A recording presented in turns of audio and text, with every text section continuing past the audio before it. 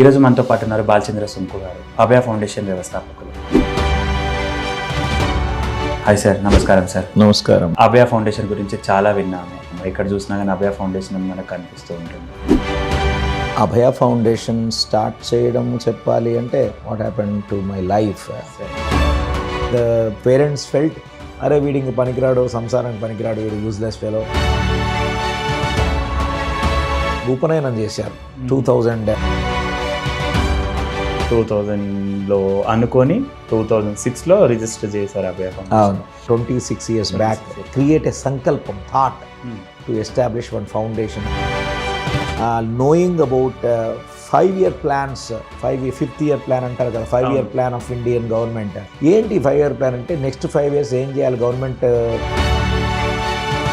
Developed country స్థాయిలో ఎందుకు లేదు, డెవలపింగ్ కంట్రీనే ఎందుకు అంటున్నారు అని అంటే there are 4 to 5 things which is making our country backward. 1 అనారోగ్యం, 2 అజ్ఞానము, 3 అవగాహన లేమి, 4 గ్రామీణ అభివృద్ధి లోపము.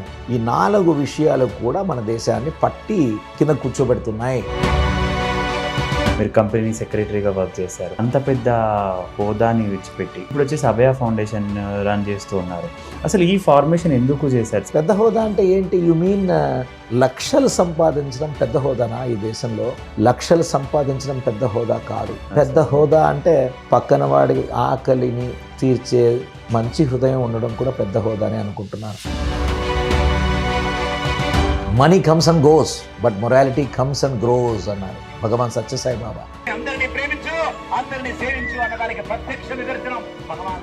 స్కూల్స్ లో కూడా సపోర్ట్ చేస్తూ ఉంటుంది. అవును, ఏ స్కూలుకు వెళ్ళినా ప్రభుత్వ పాఠశాలలకి ఏదో ఒక మౌలిక సదుపాయం ఉండకపోయి ఉంటుంది.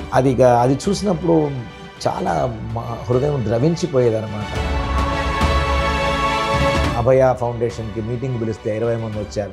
ఆ 20 మందికి 3 నెలలు టైం ఇచ్చాం. ఈ ఊళ్ళో నుంచి 100 మందికి మన టైలరింగ్, డ్రైవింగ్, బ్యూటీషియన్ ఇలా నేర్పిద్దాం, అప్పుడు మీతో చేయగలిగి పని చేస్తానని చెప్పి. నమ్ముతారో నమ్మరో 20 మందిలో ఒక్క సర్పంచ్ కూడా మళ్ళీ వెనక్కి రాలేదు. మీ 57th బర్త్డేకి మీరు పూల్ చేసినటువంటి ఫండింగ్, టెక్నాలజీ కానీ టెక్నిక్ కానీ చాలా మంచిగా అనిపించింది సార్. అసలు ఆ థాట్ ఎలా వచ్చింది మీకు? అంటే ఒకసారి ఆలోచిస్తే ఏమి చేసినా సరే సమాజం నుంచి మనం ఆ యొక్క ట్రాన్స్ఫర్మేటివ్ మెజర్స్ తీసుకోవాలి. మా నాన్న తిట్టేవాడు, ఏ చెత్తనా కొడక ఏం చేస్తున్నావు నువ్వు అంత వెధవా అని తిట్టేవాడు. మా అమ్మ ఏడ్చేది. అందరూ అన్ని చోట్ల నిలబడరు. కాబట్టి నేను సమాజంలో ప్రతి క్షణము ఏం చేసినా 10 మందిని మనం దీంట్లో ఎట్లా ఇన్వాల్వ్ చేయొచ్చు. ముందడుగు వేద్దాము, కష్టాలే వచ్చినా కన్నీరే కార్చినా. చాలా ఎన్జిఓస్కి హ్యాండ్ హెల్డ్గా పట్టుకొని ముందుకు నడిపిస్తూ ఉంటారని విన్నాను. బీయింగ్ అభయ అంటే డైరెక్ట్ సర్వీసెస్ కన్నా ఎక్కువ ఇండైరెక్ట్ సర్వీసెస్ ఎక్కువ చేస్తూ ఉంటుంది. వీ ఆల్వేస్ బిలీవ్ చెయ్యి కలుపుదాం, సేవ చేయి కదులుదాం. బతికిన నాళ్ళు 10 మందికి మంచి పని చేద్దాం. హలో, హాయ్ అండి, వెల్కమ్ టు చర్చా విత్ లీడర్. ఈరోజు మనతో పాటు ఉన్నారు బాలచంద్ర సుంకు గారు, అభయ ఫౌండేషన్ వ్యవస్థాపకులు. హాయ్ సార్, నమస్కారం సార్. నమస్కారం. నమస్కారం సార్. సార్, అభయ ఫౌండేషన్ గురించి చాలా విన్నాము ఇప్పటి వరకు. ఫ్రమ్ స్టార్టింగ్ నుంచి ఇప్పటిదాకా చాలా విన్నాము. ఎక్కడ చూసినా కానీ అభయ ఫౌండేషన్ అని మనకు కనిపిస్తూ ఉంటుంది. సో మిమ్మల్ని, మీరు చేసినటువంటి పనుల గురించి మా ప్రేక్షకుల గురించి పరిచయం చేయాలనేసి అనుకున్నాం సార్. థ్యాంక్ యూ సార్, ఈరోజు మీరు మా దగ్గరికి వచ్చినందుకు. Sir, it's a great pleasure to be here with some pressure behind to speak out with podcast. Sir. Thanks to Charcha with Real Leader. Sir. CSR now. Namaskar. నమస్కారం sir. Sir, అభయ foundation start చేసినప్పటి నుంచి ఇప్పటిదాకా దాని జర్నీని చెప్తారా sir? అభయ foundation start చేయడం చెప్పాలి అంటే I have to talk about what happened before, what happened to my life. Sir, so నిజానికి ఒక మిడిల్ క్లాస్, లోయర్ మిడిల్ క్లాస్లో పుట్టాను. సార్, అమ్మ నాన్న advocate S S Rangaiah. He is no more. He is by profession advocate. Okay. Civil disputes కాకుండా, criminal disputes కాకుండా civil disputes చేసేవాళ్ళు. వివాదాలు, ఆర్థిక వివాదాలు, ఇవన్నీ కూడా చాలా 100 రూపాయలు అడిగితే మా నాన్నగారి మంచితనం చూసి 10 రూపాయలు ఇచ్చేవాళ్ళు. ఓకే. ఫీజు. ఆహా. అలా ఒక రకమైనటువంటి మంచితనము వారిని చాలా కష్టాల్లోకి నెట్టింది. దానికి తోడు ఇంట్లో బట్టల షాప్ పెట్టి 4 పిల్లలం, వాళ్ళందరికీ ఏదైనా ఒక మార్గం చూపించాలి అనే ఆలోచన.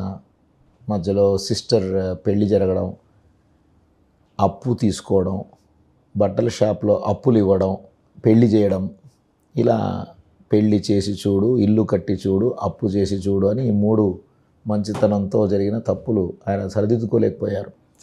But what I have seen with him, he never lost his credibility in the society. వారు నమ్మిన సిద్ధాంతాన్ని ఎప్పుడూ విడవలేదు. నాకు బాగా గుర్తుంది, చిట్ట చివరికి ఇల్లు వాకిలి అన్నీ అమ్మేసి ఆ వచ్చిన డబ్బులు బ్యాగ్లో పెట్టుకొని మా ఊళ్ళో తాడిపత్రి, అనంతపురం జిల్లా ఇంటింటికి వెళ్ళి ఒక 5-6 మంది డబ్బు ఇచ్చిన వాళ్ళ దగ్గరికి వెళ్ళి చివరి నయా పైసా వడ్డీతో సహా ఇచ్చి నమస్కారం చేశారు. చేసి రావడం నేను చూశాను. Because I hold my father's hand that day. చిన్నపిల్లాడు. I was wondering why should we pay when people are not paying to us, why should we pay to the people who gave us అని అడిగాను. ఏందయ్యా ఇలా మనం ఎందుకు ఇవ్వాలి, మనకి ఇవ్వలేదు కదా వేరే వాళ్ళు, మనం ఎందుకు ఇవ్వాలి అని అంటే ఆయన చెప్తారు, చూడు బాబు, డబ్బు పోతే సంపాదించవచ్చు, కానీ పేరు పోతే, మాట పోతే మళ్ళీ సంపాదించలేము బాబు. చాలా ఇన్స్పైరింగ్గా అనిపించింది. ఆ చిన్ననాడు మనం నేర్చుకున్న విషయాలు ఏదైతే ఉన్నాయో చాలా ఇంపాక్ట్ క్రియేట్ చేశాయి. అలాగే మా చిన్నప్పుడు సరస్వతి శిశు మందిర్లో చదివినటువంటి నేపథ్యం, ఫస్ట్ సరస్వతి శిశు మందిరం in the state of Andhra Pradesh, established by my uncle and the team, including my father as a member. Vivekananda education society అని చెప్పేసి తాడిపత్రిలో స్కూల్ ఏర్పాటు చేశారు. That was the school where I attended my first class. 1975, that was the time emergency declared by Indira Gandhi, and all the school, because they are all associated with the Rashtriya Swayam Sevak Sangh, Vishwa Hindu Parishad, మా teachers అందరినీ కూడా జైల్లో వేశారు. చాలామంది teachers అజ్ఞాతవాసంలోకి వెళ్ళిపోయారు. School was shut. And మేమందరం కూడా చాలా భయానకమైన పరిస్థితి. చిన్నపిల్లడు బాగా గుర్తుంది, ఎక్కడ బయటికి వెళ్ళడానికి లేదట, రేడియోలో న్యూస్ రాదట, న్యూస్ పేపర్లు రాదట, అట్లంతా ఏదో విచిత్రమైన అనుభూతి అనమాట. ఫస్ట్ టైం ఐ రిమెంబర్డ్, అంటే దేశం అంటే ఏదో జరుగుతుంది, దేశం అంటే మన తాడిపత్రి కాకుండా ఇంకా ఎక్కువ ఉంది. So I have to think about all these things అన్నట్టుగా. That was the time I was introduce to RSS. అక్కడ అంటే ఒక దేహమాత, దేశమాత, భూమాత, గోమాత, గంగామాత, తులసీమాత, ఇలా డిఫరెంట్ మదర్హుడ్స్ని పరిచయం చేసిందనమాట. అండ్ చాలా యావరేజ్ స్టూడెంట్ అయినా సరే చిన్నప్పటి నుంచి ఎదుర్కొన్నటువంటి కష్టాలైతేనేమి, సమస్యలైతేనేమి, మా ఇంట్లో ఎప్పుడూ కూడా వాల్యూస్ని అయితే విడవలేదు. That was the time many people use to help us. నాకు బాగా గుర్తుంది, నేను ఇంటర్మీడియట్లో నన్ను వాళ్ళ ఇంట్లో ఉంచుకొని వారాల అబ్బాయిలాగా చదివించినటువంటి పెద్దమ్మ, పెద్దనాన్న గుర్తున్నారు. అలాగే హాస్టల్లో చదువుతున్నప్పుడు people use to give me scholarship and they use to give me free boarding and lodging as well. Anantapuram హాస్టల్లో చదివాను డిగ్రీ. ఇలా ప్రతి స్థాయిలో కూడా ఎవరో ఒకరు ఏదో ఒకటి చేస్తూ ఈ యొక్క జీవితానికి దిశ దశ మనకు చేయూతనిచ్చారు. When I see back, when I became like a science graduate, law graduate and a fellow member of Institute of Company Secretaries of India, BSc, LLB, FCS, I used to feel, what is it that I am doing for the society when so many people are stood by me because they know me. వాళ్ళు నాకు తెలుసు కాబట్టి చేశారేమో. మరి ఈ సమాజంలో అసలు ఒకరికొకరు తెలియకుండా ఎంతమంది ఆపన్న హస్తం కోసం ఎదురు చూస్తున్నారు. వీళ్ళ డబ్బులు ఉన్నోడికి మళ్ళీ నేను రిటర్న్ ఇవ్వడం ఏంటి? Because they are rich people. నేను ఇవ్వాల్సింది ఏంటి సమాజానికి? వీళ్ళ పేరు మీద నేను కూడా ఇలా సహాయం చేయడం నేర్చుకోవాలని అలా చిన్ననాటి నుంచి ఉన్నటువంటి ఆలోచనల ఫలితము 2000 సంవత్సరంలో అభయ ఫౌండేషన్కి నేపథ్యంగా నిలిచింది. Sir that was the time and I was turn 30 years. మా అమ్మ నాన్న నాకు పెళ్లి చేయాలని ప్రయత్నాలు ప్రారంభించారు. Then I was very focused.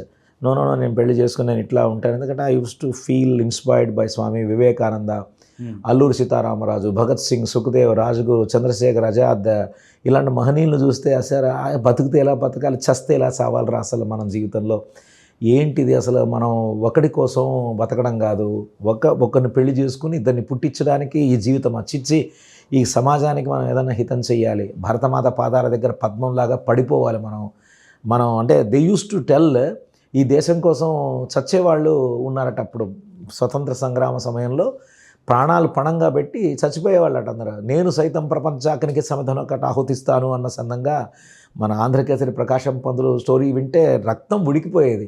అరే ఏంట్రా బాబు అని. అల్లూరి సీతారామరాజు చనిపోయినటువంటి యొక్క దృశ్యం చూస్తే ఇట్ వాజ్ లైక్ ఏడుచేవాడిని అనమాట. ఆ ఏడుపు ఎలా టర్న్ అయిపోయిందంటే Alluri Sitaramaraju super star Krishna 100th movie, ఆ మూవీ చూసిన 5 ఏళ్ళప్పుడు 6 ఏళ్ళప్పుడు చూశాను. ఎంత అడిక్ట్ అయిపోయానంటే అంత చిన్న వయసులో అట్లీస్ట్ 10-20 times చూశానమాట ఆ movie. And super star Krishna became my favourite actor. ఎంత ఫేవరెట్ అంటే ఇంకా అసలు వాడి సినిమా ఏదైనా సరే తర్వాత చూడడం మొదలుపెట్టేవాడిని. ఆ Alluri Sitaramaraju created so much huge impact in my life. చస్తే ఇలా చావాలి దేశం కోసం, బతికితే ఇలా బతకాలి అని అప్పటి నుంచి చిన్నప్పుడు ఇట్లా షాలో వేసుకొని అల్లూరి సీతారామరాజు పాట, భరత వీర లేవరా దీక్షభూని సాగరా, దేశమాత స్వేచ్ఛ కోరి తిరుగుబాటు చేయరా, వందే మాతరం టంటట వందే మాతరం అరే రూథర్ఫర్డ్, ఇలా అన్ని మోనో యాక్షన్ చేసి ఫస్ట్ క్లాస్లో I did my mono action and people were so flat and they were so happy. And లాస్ట్లో నేను వందే మాత్రం అక్కడ కాదురా ఇక్కడ కాదురా ఇక్కడ అని పడిపోతే నిజంగానే పడిపోయానని చెప్పి జనాలు చాలా ఇదైపోయారనమాట. సో అలా చిన్నప్పటి నుంచి ఈ యొక్క ద పేరెంట్స్ ఫెల్ట్, అరే వీడి ఇంక పనికిరాడు, సంసారానికి పనికిరాడు, వీడు యూజ్లెస్ ఫెలో, ఇక వీడిని ఇడిచిపెట్టడం బెటర్ అని చెప్పి ఉపనయనం చేశారు 2000 yearలో. అంటే ఎగ్జాక్ట్లీ 26 years బ్యాక్. ఇప్పుడు నేను 56 అయిపోయింది, 57. సో 26 years బ్యాక్ ఉపనయనం చేస్తే ఇంటికి వచ్చిన వాళ్ళందరూ కూడా ప్రజెంటేషన్స్ అన్నీ ఇచ్చారు. అప్పుడు హోమం చేస్తున్నారు, ఆయుష్ హోమము, శాంతి హోమము చేస్తుంటే ఆ పొగగా లేక నా హృదయ పొంగి పొరులుతుందో తెలియదు కానీ ఏడుస్తున్నాను. పీపుల్ స్టార్టెడ్ ఆస్కింగ్, మీరే ఏంట్రా ఏమైంది నీకు? Something happening, I want to talk. ఒరే నాయన ఇప్పుడన్నా ఇడిచిపెట్టరా, ఇప్పుడు కూడా శృతి కొడతావు మాకు అని ఇంట్లో వచ్చిన వాళ్ళందరూ. కాదు ఐ వాంట్ టు టాక్ అని లేచి భగవంతుడి దయ వల్ల అందరూ మన ఇళ్లలో, మన ఫ్యామిలీస్లో, మన కుటుంబాలలో అందరూ అద్భుతంగా సెటిల్ అయ్యారు. 3 పూట్ల భోజనం చేసే సత్తా దమ్ము వచ్చాయి. 10 మందికి భోజనం పెట్టగలిగే సామర్థ్యం వచ్చింది అందరికీ. కానీ మనమేమీ సమాజానికి చేయట్లేదే. నాకేమో అనిపిస్తోంది భగవంతుడు అవకాశం ఇస్తే ఈ సందర్భంగా I wanted to create a సంకల్పం, thought to establish one foundation. ఏరా డబ్బులు అడుగుతావు ఇప్పుడు మమ్మల్ని అని అడిగారు అందరు తమాషగా. డబ్బులేం అక్కర్లేదు, మీరు అంతా గిఫ్ట్లు ఇచ్చారు కదా ఈరోజు, దాన్ని నేను అమ్మేస్తాను, నాకు ఒక్కటి కూడా వద్దు దాంట్లో. ఫర్ ఎగ్జాంపుల్ ఒక గోల్డ్ చైన్ ఇచ్చారు, గోల్డ్ రింగ్ ఇచ్చారు, వెండి సామాన్ ఇచ్చారు, ఇట్లంతా ప్రజెంటేషన్స్ వచ్చాయి. అండ్ మా అన్నయ్య స్వర్ణమహర్ జ్యువెలరీస్ బళ్ళారి, ఆయన కూడా ఉన్నాడు కజిన్. అన్న ఇదంతా ఎంత వస్తుందంటే టేబుల్ మీద పెట్టా. అటు చూసి ఒరే ఒక 60,000 వస్తుందిరా అన్నాడు. అప్పుడు అది 60,000 నాకు ఇచ్చేయండి, మీరు అది తీసుకెళ్ళిపోండి అని చెప్పి ఇదిగో 60,000 వచ్చేసింది. So when I become fit to establish foundation I will use this as a మూలధనం అని చెప్తే చాలా సంతోషం. అందరూ నవ్వారు, కొద్దిమంది హేళన చేశారు, కొద్దిమంది ఓ అబ్బా వెరీ గుడ్ అన్నారు.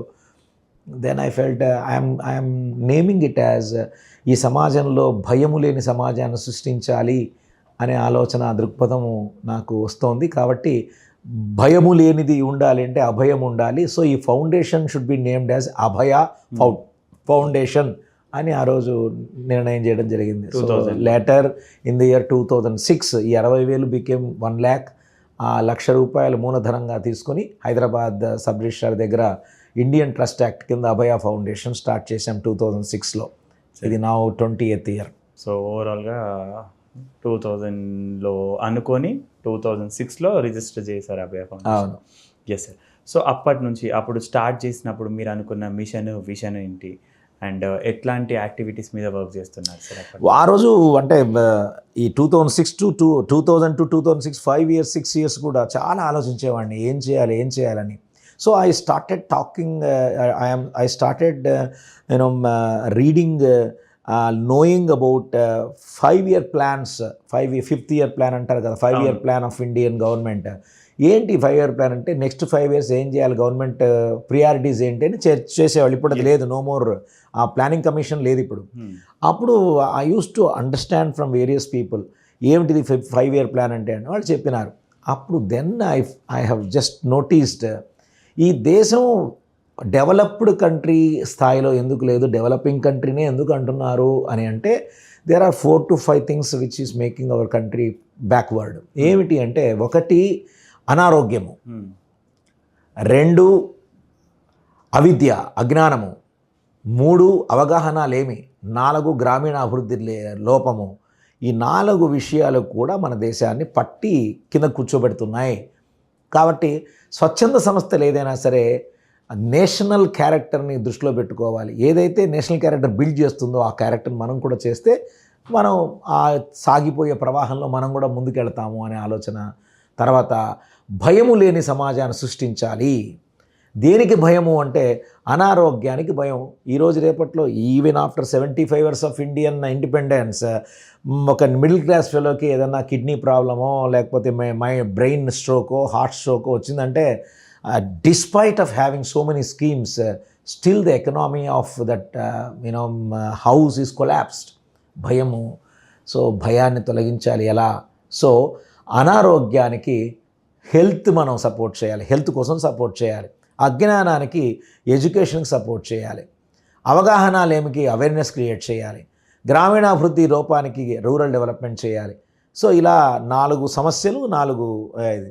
నేను I was thinking what to do, మన మిషన్ ఏంటి, how to serve this mission, what is my mission అంటే, mission is to serve with heart, హృదయపూర్వకంగా చేయాలి ఏం చేసినా. Then I felt magic in that అనమాట. హృదయపూర్వకంగా చేయాలంటే ఇంగ్లీష్లో హృదయాన్ని హార్ట్ అంటారు. నేను ఒకసారి ఆలోచించి కాంబినేషన్స్ పర్ముటేషన్స్ అన్నీ ఆలోచిస్తుంటే H stands for health care, E stands for educare, A stands for awareness, R stands for rural development and leadership. ఈ 4 నిజంగా సమాజంలో చేస్తే ఈ దేశము చేసేవాడు చేయించుకునేవాడు తప్పక మార్పు చెందుతాడు, చేంజ్ అవుతాడు. ఊరికే చేంజ్ కాదు, పరివర్తన గురవుతాడు. దాన్ని ఇంగ్లీష్లో ట్రాన్స్ఫర్మేషన్ అన్నారు. So health H, education E, awareness A, rural development R, T stands for transformation, heart. We serve with the heart అనేటువంటి ఒక అద్భుతమైనటువంటి కార్యము భుజస్కంధాల మీద వేసుకొని గత 2 దశాబ్దాలుగా ఈ కార్యక్రమాలు సాగిపోతున్నాయి సార్. సో ఇప్పుడు ఇది ఎడ్యుకేషన్ పైన వర్క్ చేస్తున్నారు అండ్ అవేర్నెస్ క్రియేట్ చేస్తున్నారు, హెల్త్ మీద వర్క్ చేస్తున్నారు కదా సార్. సో ఇవన్నీ వర్క్ చేస్తున్నారు, ఓకే. అండ్ మీరు ఎడ్యుకేషన్ పరంగా చూసినా కానీ ఇవన్నీ చూసినా కానీ we have heard that is మీరు కంపెనీ సెక్రటరీగా వర్క్ చేశారు. సో అట్లా అంత పెద్ద హోదాని విడిచిపెట్టి లైక్ కంపెనీ సెక్రటరీ లాంటి జాబ్, లైక్ అక్కడ హై కమాండింగ్ ఇస్తూ ఉండే జాబ్ నుంచి పెట్టేసి ఇప్పుడు వచ్చేసి అభయ ఫౌండేషన్ రన్ చేస్తూ ఉన్నారు. అసలు ఈ ఫార్మేషన్ ఎందుకు చేశారు సార్, ట్రాన్స్ఫర్మేషన్ ఎందుకు చేశారు? మీరు పెద్ద హోదా అంటున్నారు. పెద్ద హోదా అంటే ఏంటి? యు మీన్ అంటే కంపెనీ సెక్రటరీ చదివి నేను 1,50,000 రూపాయలు, 2 లక్షలు, ఈ రోజు రేపట్లో 5 లక్షలు నాలాంటికి వస్తుంది అనుకుంటుంది. ఇదా పెద్ద హోదా? లక్షలు సంపాదించడం పెద్ద హోదానా ఈ దేశంలో? నా దృష్టిలో లక్షలు సంపాదించడం పెద్ద హోదా కాదు, కమాండ్ చేయడం పెద్ద హోదా కాదు. అంటే పెద్ద హోదా అనేది అనుకుంటున్నా. పెద్ద హోదా అంటే పక్కన వాడి ఆకలిని తీర్చే మంచి హృదయం ఉండడం కూడా పెద్ద హోదానే అనుకుంటున్నాను. కారణం ఏంటంటే when you talk about profession like company secretaries, సుమారు 145 కోట్ల మంది భారతీయ జనాభా, దాంట్లో కేవలం 1,00,000 మంది మాత్రమే చేయగలిగినటువంటి, 1,00,000 మంది కూడా లేదు, 80,000 మంది ఉంటారేమో తెలియదు, 80,000 మంది మాత్రమే చేయగలిగిన కంపెనీ సెక్రటరీ కోర్స్ నేను చేశాను. But for me that did not give satisfaction in the life. కానీ ఈరోజు మన ఆశ్రమంలో అభయ హోమ్ ఆఫ్ హ్యాపీనెస్ ఇబ్రహీంపట్నం సుమారు 100 మంది అనాథల్ని చూసుకునే ప్రయత్నం చేస్తున్నాం. ప్రతి సంవత్సరం 1-2 చచ్చిపోతూ ఉంటారు, 1-2 జాయిన్ అవుతుంటారు. ఇప్పటికీ లాస్ట్ 15 ఏళ్ళుగా ఒక 120-130 మందిని చూసుకొని ఉంటాం. వాళ్ళకి అసలు వాళ్ళు ఏమి చేయరు మనకి, కానీ వాళ్ళకు నేను పెద్ద దిక్కుగా మిగిలిపోయాను. నా దృష్టిలో 5 లక్షలు సంపాదించే పెద్ద హోదా కంటే దిక్కులేని వాడికి, దీనులకి నేను నిలబడడం పెద్ద హోదా అనుకుంటున్నాను. అలా ప్రతి విషయంలో కూడా పక్కవాడికి సహాయం చేయడమే అతిపెద్ద గుణము అని నేను అనుకుంటున్నాను. సార్ అంటే ఇప్పుడు మీరు ఇప్పుడు అక్కడ 5 లక్షల వరకు సంపాదిస్తుంటారు సార్ నార్మల్గా అయితే. అదే 5 లక్షలు ఇచ్చి వేరే దానికి ఎవరికైనా ఇచ్చి చేయొచ్చు కదా. Everything cannot be counted with money. Sir money comes and goes but morality comes and grows అన్నారు భగవాన్ సత్యసాయి బాబా. డబ్బులతో అన్నీ తీరవు.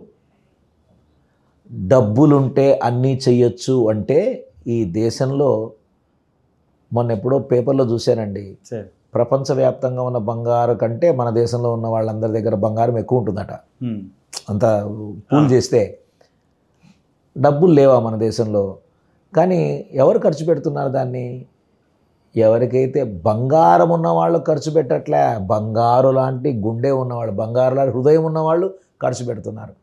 So I don't want money to be spend through somebody where they cannot, it cannot reach the ultimate. So నేను గ్రౌండ్లో ఉండాలి, ground జీరోలో ఉండి నా దేహము, నా జీవము, నా జీతము, నా జీవితము, నా జీవనము సంజీవనముగా మార్చే విధమైనటువంటి ప్రస్థానాన్ని, నేపథ్యాన్ని నేను ఎంచుకున్నాను. నేను డబ్బులు ఖర్చు పెడితే చేయొచ్చేమో, కానీ నేను కూడా అందులో ఉండడం ఎంతో అద్భుతమైన సంతృప్తినిస్తోంది. ఆ సంతృప్తి cannot be measured with money value అనుకుంటున్నాను. సార్ ఇప్పుడు మీరు ఎడ్యుకేషన్ మీద వర్క్ చేస్తూ ఉంటారని చెప్పారు కదా సార్. ఎడ్యుకేషన్ హెల్త్ మీద వర్క్ చేస్తుంటారు. ఎడ్యుకేషన్ అంటే ఎట్లాంటి వాటి మీద వర్క్ చేస్తుంటారు సార్? ప్రధానంగా అంటే మొదట మనము ఈ హెల్త్ ఎడ్యుకేషన్ ఇవన్నీ చెప్పుకున్నాం కదా, దాని పద్ధతిలో చేయాలని సుమారు 10 ఏళ్ళు ప్రయత్నం చేశాం.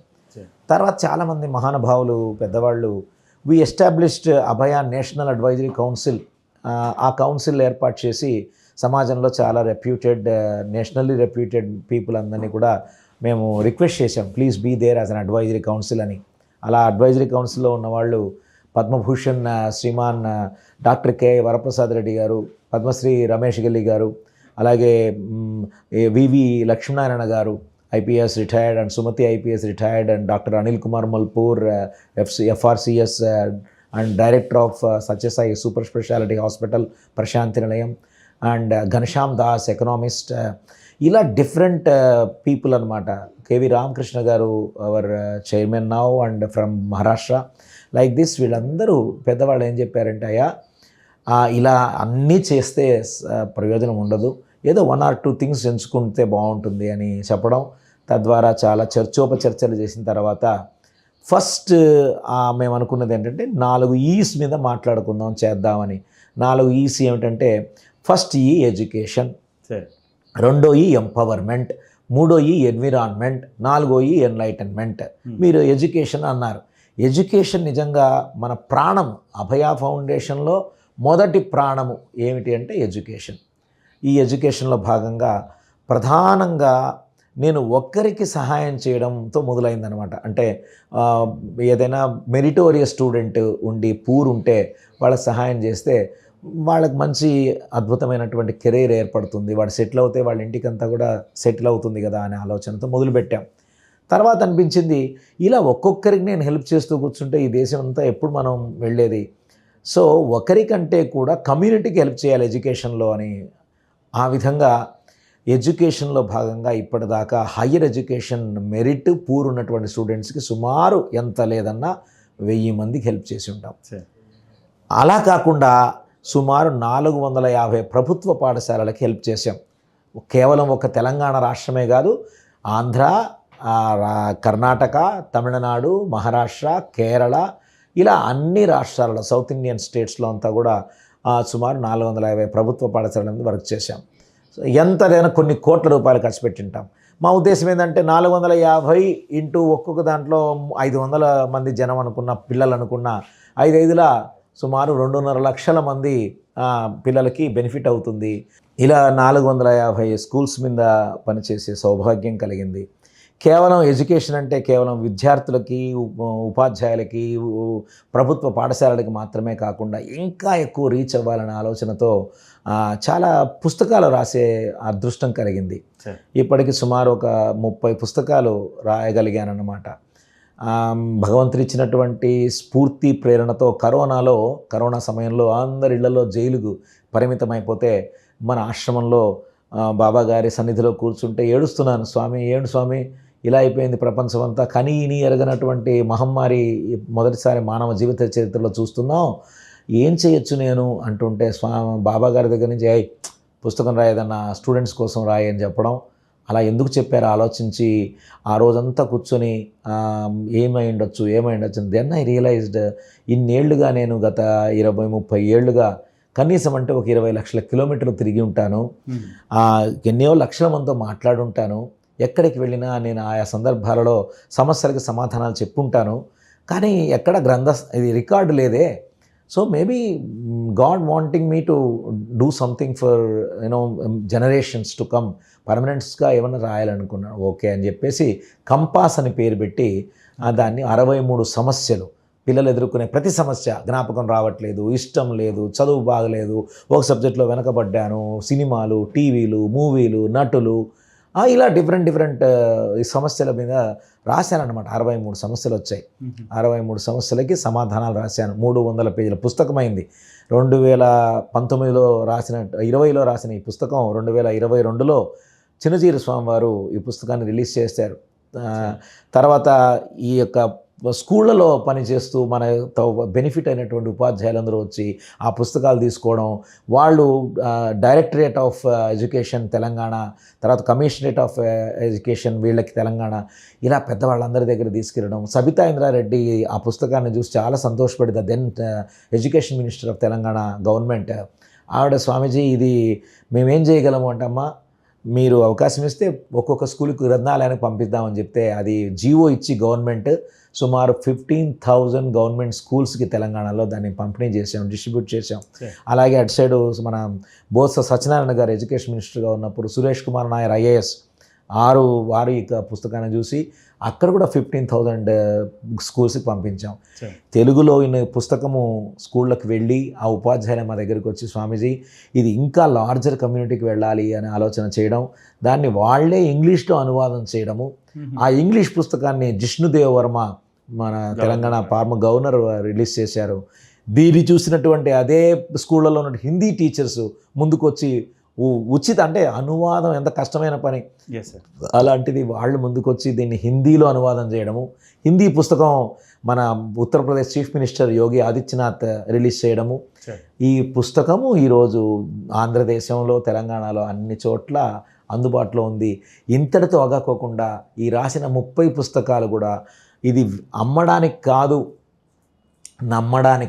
అమ్మడం కాదు, నమ్మడం చేయాలి సమాజం అని చెప్పి అన్ని ఉచితంగా మా వెబ్సైట్లో అన్ని ఫ్రీ డౌన్లోడ్స్ పెట్టామన్నమాట. So we want everyone to use it. So ఇలాగా ఎడ్యుకేషన్లో భాగంగా ఈ పుస్తక ప్రచురణ చేసి దాన్ని సమాజానికి అందిస్తున్నాం. అలాగే చాలామంది, స్వామీజీ మనం స్కూల్ పెట్టాలి, ఈ స్కూలు సిస్టమ్ బాగాలేదు, విధానాలు బాగలేదు అని.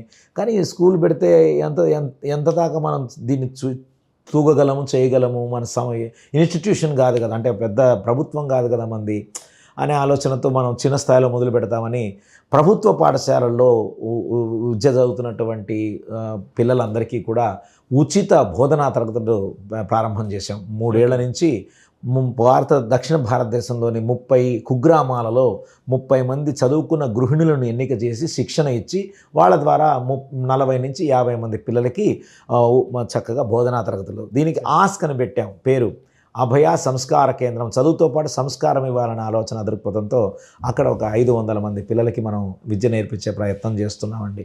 ఇలా ఎడ్యుకేషన్, ఈ విధంగా ఆ విద్యా రంగంలో కార్యక్రమాలు జరుగుతున్నాయి. ఇది కాకుండా ఇప్పుడు ఎవరైనా కొత్తగా ఏదైనా చేయాలి అనుకుంటే లైక్ ఇప్పుడు ఎడ్యుకేషన్లో కానీ ఇప్పుడు మీరు కంపాస్ బుక్స్ గురించి వీటి గురించి చేశారు అండ్ ఇది కాకుండా కూడా మీరు స్కూల్స్లో కూడా సపోర్ట్ చేస్తూ ఉంటుంటారు అవును. సార్. అది ఎట్లా చేస్తూ ఉంటారు సార్? లైక్ అంటే చూడండి, అన్ని ప్రభుత్వ పాఠశాలల్లో కూడా ఎక్కడైనా అవసరం ఉందా అని మనం పెద్ద అంటే నోటిఫికేషన్ ఏమీనక్కర్లే. ఏ స్కూలుకు వెళ్ళినా ప్రభుత్వ పాఠశాలలకి, ప్రభుత్వ ఇన్స్టిట్యూషన్స్కి ఏదో ఒక మౌలిక సదుపాయము ఉండకపోయి ఉంటుంది. అది చూసినప్పుడు చాలా హృదయం ద్రవించిపోయేదన్నమాట. నిన్న వెళ్ళానండి ఒక స్కూల్కి, ఎక్కడ మన సంస్థాన్ నారాయణపూర్లో. అక్కడ సర్పంచ్ కొత్తగా ఎన్నికైన సర్పంచ్, ఆవిడ పేరు విజయలక్ష్మి లింగాస్వామి. వారు వచ్చి, స్వామీజీ మాతో మీరు సహాయం చేయండి ఒక స్కూల్ కంటే, ఒక స్కూలుకి కాదయ్యా, నెక్స్ట్ 5 ఏళ్ళు మీతో నిలబడతాము, ఏదన్నా కార్యక్రమం చేద్దాం, మీరు ఉండాలి, నేను ఉండాలి, గ్రామస్తులు ఉండాలి, అందరూ కలిసి చేద్దాం, P4 model, public private people participation లాగా చేద్దామంటే వాడు చాలా అద్భుతంగా ప్రేరణ చెంది ముందుకొచ్చారు. సో నిన్న దీనికి వెళ్ళామన్నమాట, నారాయణపూర్ మొదటి ఎడ్యుకేషన్ ఇన్స్టిట్యూషన్ చూద్దామని. Government high school for boys, government high school for girls, model school, PM SHRI model school, and then tribal welfare school and government junior college. Sansthan నారాయణపూర్లో 7,000 మంది ఓట్లు, 10,000 మంది జనాభా, దాంట్లో సుమారు 7-8 గవర్నమెంట్ ఇన్స్టిట్యూషన్స్ ఉన్నాయన్నమాట.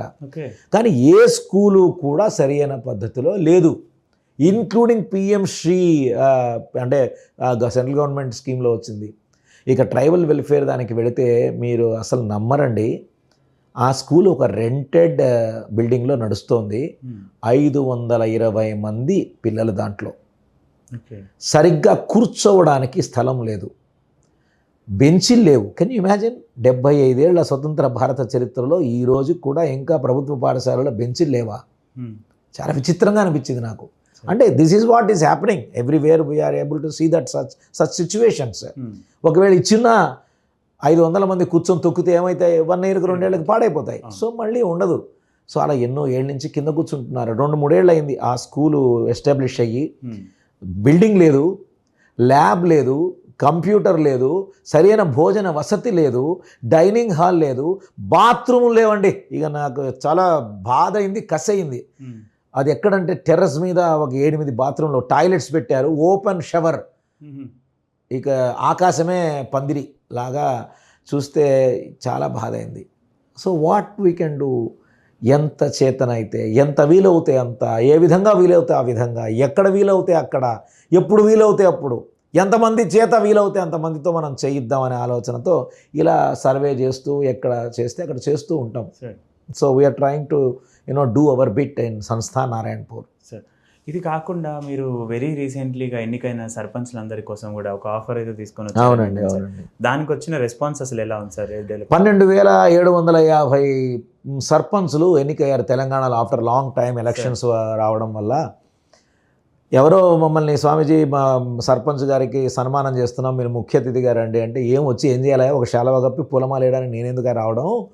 ఎట్లా కాదు, నిజంగా మంచి సర్పంచులు ఎవరైనా ఉంటే, ఆడు రెడీగా ఉంటే ఆ సర్పంచు ఆ గ్రామంలో Abhaya foundation will stand by them, hand in hand, head in head, heart in heart నిలబడతాం. 5 ఏళ్ళు పంచవర్ష ప్రణాళిక చేసి 5 ఏళ్ల తర్వాత ఈ గ్రామాన్ని ఎలా తీర్చిదిద్దాలి అనే విజన్ డాక్యుమెంట్ క్రియేట్ చేసి మనం పనిచేద్దాం కదా అంటే, ఇది బాగానే ఉంది, చేద్దాం, ఆలోచిద్దాం అని అనడం.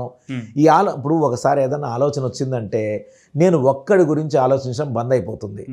నెక్స్ట్ ఏంటి, ఇంకా ఏం చేయొచ్చు, ఆ చిన్న సంకల్పం కాస్త ఒక మంచి అద్భుతమైన ఒక విజన్ డాక్యుమెంట్ క్రియేట్ చేశాం. ఆ విజన్ డాక్యుమెంట్ని మేము సోషల్ మీడియాలో పోస్ట్ చేశాం. అయ్యా పలాని రోజు లోపల రిజిస్టర్ చేయండి, మీ అందరినీ మేము మీటింగ్ పెడతాము, మీలో ఎవరైతే ముందుకు వస్తారో 3 గ్రామ పంచాయతీలు ఎన్నిక చేస్తాము, మేము 5 ఏళ్ళు పనిచేస్తాము. ఎందుకు, నా ఉద్దేశం ఏంటంటే, thanks to CSR legislation done by companies act 2013. So డబ్బులు దండిగా సమాజానికి వచ్చే అవకాశం ఉంది. అక్కడ ఇక్కడ డబ్బులు ఎందుకు ఖర్చు పెట్టడం, ఒకే గ్రామం మీద 5 ఏళ్ళు ఖర్చు పెడదాం, అద్భుతాలు సాధించవచ్చు కదా అనే ఆలోచనతో చాలా ఉత్సాహంగా చాలా చాలా కమిటెడ్ థాట్తో ఈ పోస్ట్ చేశాం. అది కనీసం అంటే 500 మంది 1000 మంది చూసిండొచ్చు, 12,000 మంది కానీ 500 మంది చూసిండొచ్చు. 500 మందిలో 40 మంది రిజిస్టర్ చేశారండి. 40 మంది సర్పంచులు. మేము బ్రహ్మాండం అని నేను పిలిస్తే 20 మంది వచ్చారు. అభయ ఫౌండేషన్కి మీటింగ్ పిలిస్తే 20 మంది వచ్చారు. ఆ 20 మందికి 3 నెలలు టైం ఇచ్చాం. అయ్యా ఈ 3 నెలల్లో మీరు ప్రొఫైల్ చేయండి, గ్రామంలో మీరు నిజంగా కమిటెడ్గా ఉంటేనే రండి, లేకపోతే లేదు. ఇదిగో ఈ 3 నెలల్లో మీ ఊళ్ళో నుంచి 100 మందికి మనం టైలరింగ్, డ్రైవింగ్, బ్యూటీషియన్ ఇలా నేర్పిద్దాం. అప్పుడు నేను మిమ్మల్ని నమ్ముతాను, అప్పుడు మీతో చేయగలిగి పని చేస్తానని చెప్పి. నమ్ముతారో నమ్మరో 20 మందిలో ఒక్క సర్పంచ్ కూడా మళ్ళీ వెనక్కి రాలేదు. ఇది so somehow Samsthan Narayanpur sarpanch connect కావడం ఈజ్ వెరీ యంగ్, ఎనర్జెటిక్. వారు విజయలక్ష్మి లింగస్వామి గారు ముందుకు రావడం, వాళ్ళతో పనిచేసే ప్రయత్నం చేస్తున్నాం. ఇది జరుగుతుంది అన్నమాట. సార్ ఇది కాకుండా డ్రైవింగ్ స్కూల్స్ ఇట్లాంటివన్నీ కూడా నడిపిస్తుంది. ఇప్పుడు అభయ డ్రైవింగ్ స్కూల్స్ అనండి, లేకపోతే ఇప్పుడు మీరు అన్నట్టుగా కుట్టు మిషన్లు ఇట్లాంటివి నేర్పిస్తూ ఉంటుంది. అసలు అవి చేయాలన్న ఆలోచన ఎందుకు వచ్చింది అక్కడ, అండ్ దాని రెస్పాన్స్ ఎలా ఉంది? 2012లో మన ఇంటర్వ్యూ ఇలాగే మా టీవీలో మొట్టమొదటిసారి వచ్చిందనమాట. మా టీవీ వెలుగించు అని ప్రతి సండే వచ్చేది. 2012 అంటే ఆల్మోస్ట్ 13 ఇయర్స్ బ్యాక్. దాంట్లో ఇలాగే ఎవరో మమ్మల్ని తీసుకెళ్ళి ఇంటర్వ్యూ చేశారు. ఆ ఇంటర్వ్యూ చూసి చాలా మంచి స్పందించినప్పుడు ఇది అటుపై Naveen Mittal IAS collector of Hyderabad వారి ఆఫీస్ దాకా వెళ్ళింది. ఇది మాకు ఎవరో అపాయింట్మెంట్ ఇప్పిస్తే వెళ్తే Manikyalarao then DRO district revenue officer వారిని కలవడం, వారు పొద్దున్న నుంచి సాయంకాలం దాకా బిజీ రెవెన్యూ ఆఫీసర్ అంటే కలెక్టర్ కంటే ఎక్కువ బిజీ ఉంటాడు అనిపిస్తుంది నాకు. ఆయన కూర్చొని వాడు మధ్యలో ఏందో నేను చెప్పేది వింటూ సాయంకాలానికి ఆయన ఒక మాట, చాలా సంతోషం అవుతుంది బాలచంద్ర గారు మిమ్మల్ని చూస్తే, ఇంత యంగ్ ఏజ్లో మీరు ఇట్లాంటివన్నీ చేస్తున్నారు, మీకేం కావాలంటే ఇట్లా అయ్యా ఏదన్నా స్థలం ఉంటే మేము ఏదైనా మంచి పని చేయడానికి వీలుంటుంది. అలా వాళ్ళు 2-3 రోజుల తర్వాత గున్నా రాజేంద్ర రెడ్డి గారు అని చెప్పేసి వినోబానగర్ డెవలప్మెంట్ సొసైటీ ఇబ్రహీంపట్నం దానికి చైర్మన్, వారిని పరిచయం చేశారు. వారికి అక్కడ 100 acres ల్యాండ్ సొసైటీ కింద ఉందన్నమాట. వారు 2 acres ల్యాండ్ మనకి ఇచ్చారు, నమ్మి లీజ్ హోల్డ్ ల్యాండ్. దీనికి చందాలంతా వసూలు చేసి పెద్ద భవనం కట్టి అనాథాశ్రమం పెట్టాలి అని నిర్ణయం. I remember because I need to remember these names. I should not forget these names అని చెప్తున్నాను. జీవి ఆంజనేయులు గారు ప్రభుత్వ chief whip Telugu Desam party government of Andhra Pradesh Vinukonda MLA, వారికి నేను సలహాదారుగా ఉండేవాడిని కంపెనీ సెక్రటరీగా. వారి దగ్గరికి డబ్బుల కోసం వెళితే వారు డబ్బులు ఇస్తే తప్పకుండా తీసుకో తమ్ముడు, ఏముంది దానికే ఉంది అంటూ, ఏం చేస్తున్నావు అంటే చెప్పాను అనాథాశ్రమం పెడుతున్నా అని. అప్పుడు ఆయన చెప్పారు, చూడు జీవిత చరమాంకంలో ఉన్న వాళ్ళ మీద నువ్వు వర్క్ చేస్తానంటావే, చచ్చిపోయే వాళ్ళ మీద వర్క్ చేయడం పెద్ద ఇదేం కాదు తమ్ముడు, బతికే వాళ్ళ మీద వర్క్ చెయ్యి. సూర్యాస్తమయం వాళ్ళ మీద కాదు, సూర్యోదయం మీద వర్క్ చెయ్యి. సూర్యోదయం అంటే నాకు ఏంటి సార్ ఏమంటున్నా అంటే, యూత్ చాలామంది నిరక్షరాస్యులుగా మిగిలిపోతున్నారు, జీవోత్సవాలుగా మారిపోతున్నారు. నువ్వు వాళ్ళ మీద ఎందుకు వర్క్ చేయకూడదు, నువ్వు నిజంగా అట్లా వర్క్ చేస్తే సంవత్సరానికి నేను ₹1,00,000 ఇస్తాను అని చెప్పారు 2012లో. That is when I realized, అరే ఈ సమాజంలో నేను వృద్ధులకి చూసుకోవడం గొప్ప సంగతి కాదు, కొంతమంది యువకులు పుట్టుకతో వృద్ధులు, ఎవడు నిజమైన వృద్ధుడు వీడా, చచ్చిపోయాడు వృద్ధుడా, బతికి జీవోత్సవంలా ఉన్నవాడు నిజమైన వృద్ధుడు అనిపించింది నాకు. వాళ్ళ మీద వర్క్ చేద్దామని మొదలుపెట్టాం. అలా ఏం చేయొచ్చు అంటే, అప్పుడు ఈ మేరు ఉబర్ కాదు, ఇంకా 2-3 ఆరెంజ్ క్యాబ్స్ కూడా కాదు, ఇంకా ఏంటి పాతవి అప్పుడు చాలా ఉండేటివి.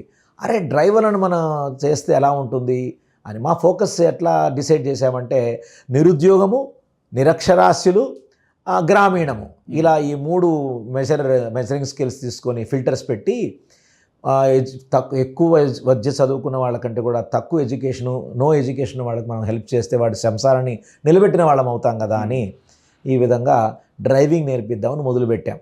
ఇబ్రహీంపట్నం ఆశ్రమంలో వసతి భోజనం కల్పించి వాళ్ళకి డ్రైవింగ్ నేర్పించాం. 2, 3, 4 బ్యాచ్లు అయినాయి. చాలా అద్భుతమైన రిజల్ట్ వచ్చింది. ఆ రిజల్ట్ చూసి మనమే అప్పుడు బయట ఎవరో డ్రైవింగ్ స్కూల్ వాళ్ళని పిలిచి చేసేవాళ్ళం. చేస్తున్న సమయంలో Hyundai Hyundai company, Hyundai Motors MNC అది మాధాపూర్లో, అక్కడ కొండాపూర్లో కొండ మీద ఉంది. వాళ్ళు వెతుక్కుంటూ వచ్చారండి ఒకరోజు. మన గురించి ఎవరో వాళ్ళ చార్టెడ్ అకౌంటెంట్ కంపెనీ సెక్రటరీనో చెప్తే మన దగ్గరకు వచ్చారు.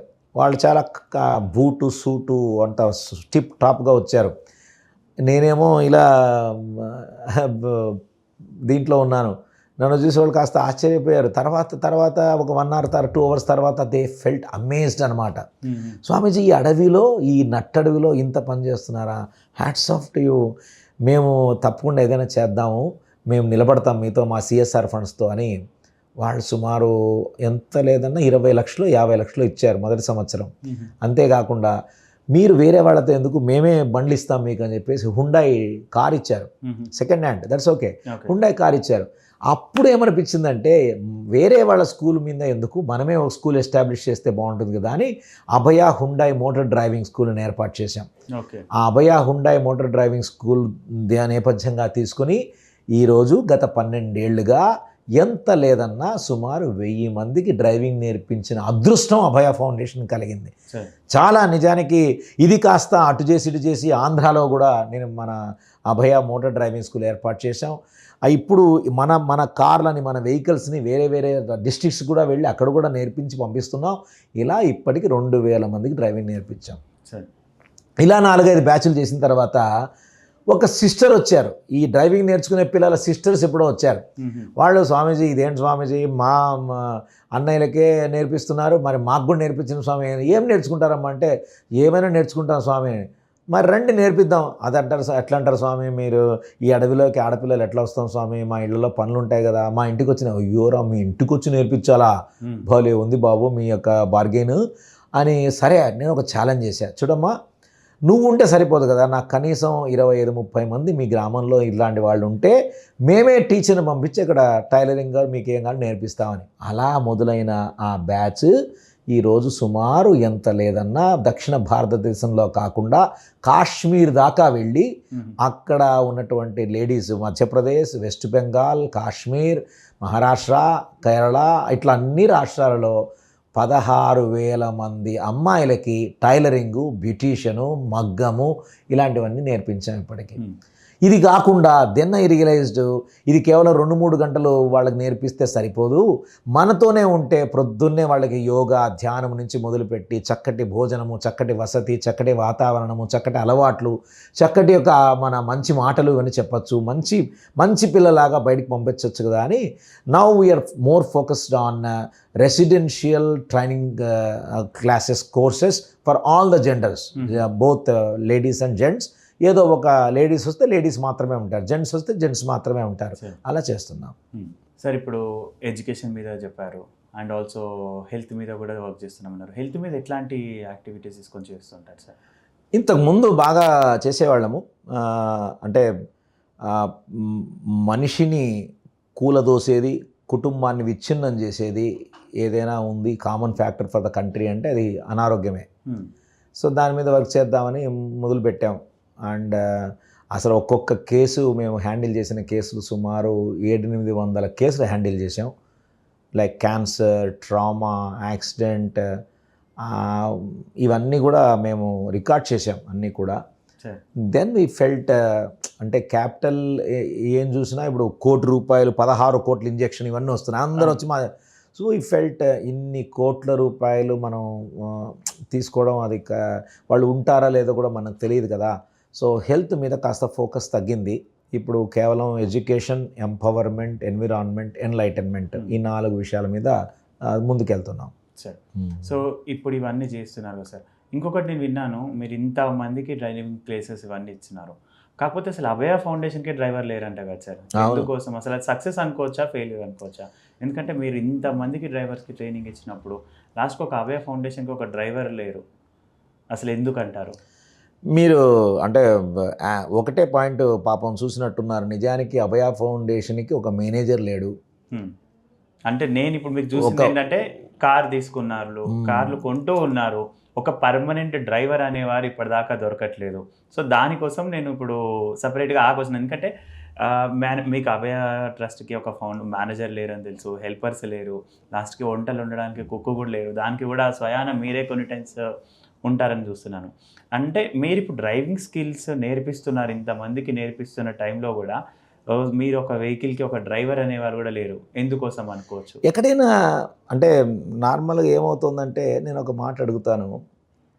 నేను కేవలం 3 నెలలు 1 మంత్ 30 రోజులు ఎవరికైనా నేర్పిస్తే వాడు నాకు 30 ఏళ్ళు ఊడిగం చేయాలనే రూల్ ఏమన్నా ఉందా? అట్లేం లేదు. పోనీ పర్మనెన్స్ అనే పదం మాట్లాడారు మీరు. దేని ఎవరు పర్మనెంట్ చెప్పండి? అంటే మనకు ఈరోజు కని పెంచిన కొడుకులే తల్లిదండ్రులకి పర్మనెంట్గా లేరు. ఇక ఏం మాట్లాడుతున్నాం పర్మనెంట్ అని? ఇది కర్సా బూనా బేనా అని నేను చెప్పలేను. కారణం ఏంటంటే I also feel certain times you know pain అవుతుంది. అరే ఏంట్రా బాబు అని, ఎంతమంది మీద ఆధారపడాలి అని. చాలామంది అడిగేవాళ్ళు, స్వామీజీ మీరే డ్రైవింగ్ నేర్చుకుంటే బాగుండు కదా. డ్రైవింగ్ ఎప్పుడో చిన్న డెసిషన్ తీసుకున్నా, ఏమని అంటే జీవితంలో అసలు డ్రైవింగ్ నేర్చుకోవద్దు. ఎందుకు? నేను చచ్చిపోయేదాకా కూడా నేను ఒకరి మీద ఆధారపడి బతికే యాటిట్యూడ్ నాకు ఉండాలి. నాలో అహంకారం ఏమైనా ఉంటే అహంకారము ఆధారపడేవాడి మీద కట్ అయిపోవాలి. అంటే I'm not the boss, I'm suppose to B depend on somebody. ఆ యాటిట్యూడ్లో ఉండాలి, జీవించాలి మనము అని నేను డ్రైవింగ్ నేర్చుకోలేదు. ఈ విషయంలో ఏమైందంటే, వచ్చిన ప్రతివాడు they will come with expectation. They will not be able to understand with what organization they are working. పొద్దున వచ్చామా, చెట్టు కింద కూర్చొని రీల్స్ చూసుకున్నామా, ఇంటికి వెళ్ళిపోయామా, ఇదే నడుస్తోంది. మరి అలాంటి వాడికి టైము వేళ పాడ లేకుండా నేను రోడ్డు మీద తిప్పుతూ ఉన్నానంటే సాధ్యం కాదేమో అనిపిస్తుంది. వాడు అంటాడు, స్వామీజీ మీరు ఇద్దరికి జాబ్ ఇవ్వండి, 15 రోజులు ఒకడు ఉంటాడు, 10 రోజులు ఇంటికి వెళ్ళి పడుకుంటాడు, ఇంకోడు రెండో వాడికి ఇవ్వండి అంటే ఎక్కడ అవుతుందండి ఇట్లంతా? I'm praying God every day. ఆ పర్మనెంట్ అనేది నాకు కూడా పర్మనెంట్ లేదు, కానీ సంస్థ కోసం నిలబడేటువంటి అద్భుతమైనటువంటి వ్యక్తుల కోసం మేము ప్రార్థిస్తున్నాం. ఈ 2000 మందికి డ్రైవింగ్ నేర్పించి మాట నేను ప్రార్థన చేస్తున్నానంటే ఆలోచించండి. నేను డ్రైవర్లను మాత్రమే తయారు చేస్తున్నానా? డ్రైవర్లతో పాటు మంచి మనుషులను తయారు చేస్తున్నాను నేను అనుకున్నాను. వాళ్ళు బయట బతుకుతుండొచ్చు, మంచి బతుకులు బతుకుతుండొచ్చు, ఇక్కడ నేర్చుకున్నది వాళ్ళు పాటించుండొచ్చు, కానీ ఈ అగ్ని చుట్టూరా రావడానికి ఎవడు సిద్ధంగా లేడు. సో ఇప్పుడు ఇది ఇంకొకటి సార్, అభయ ఎక్కువ శాతం లగ్జరీ కార్స్ అవన్నీ కొంటూ ఉంటారనేసి అంటూ ఉంటారు. అసలు అవెందుకు ఉంటుంది సార్? మిగతావి ఇవన్నీ అంటే కంఫర్ట్ జోన్లోనే ఉంటుంది అనేసి అంటుంటారు కదా బయట. నేను ఒకటి గుర్తుంది నాకు. First I purchased Tata indica personally in the year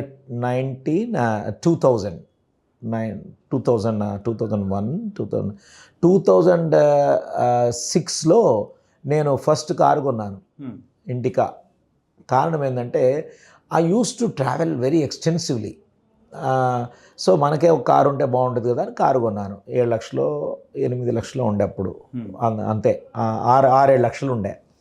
ఆ కారు తీసుకున్నప్పుడు ఈఎంఐ కోసం లోన్ తీసుకుందామని అప్లై చేస్తున్నాను. మా బోర్డు మెంబర్ విద్యాసాగర్ అని ఉన్నాడు. He is like my brother. He knows me in and out.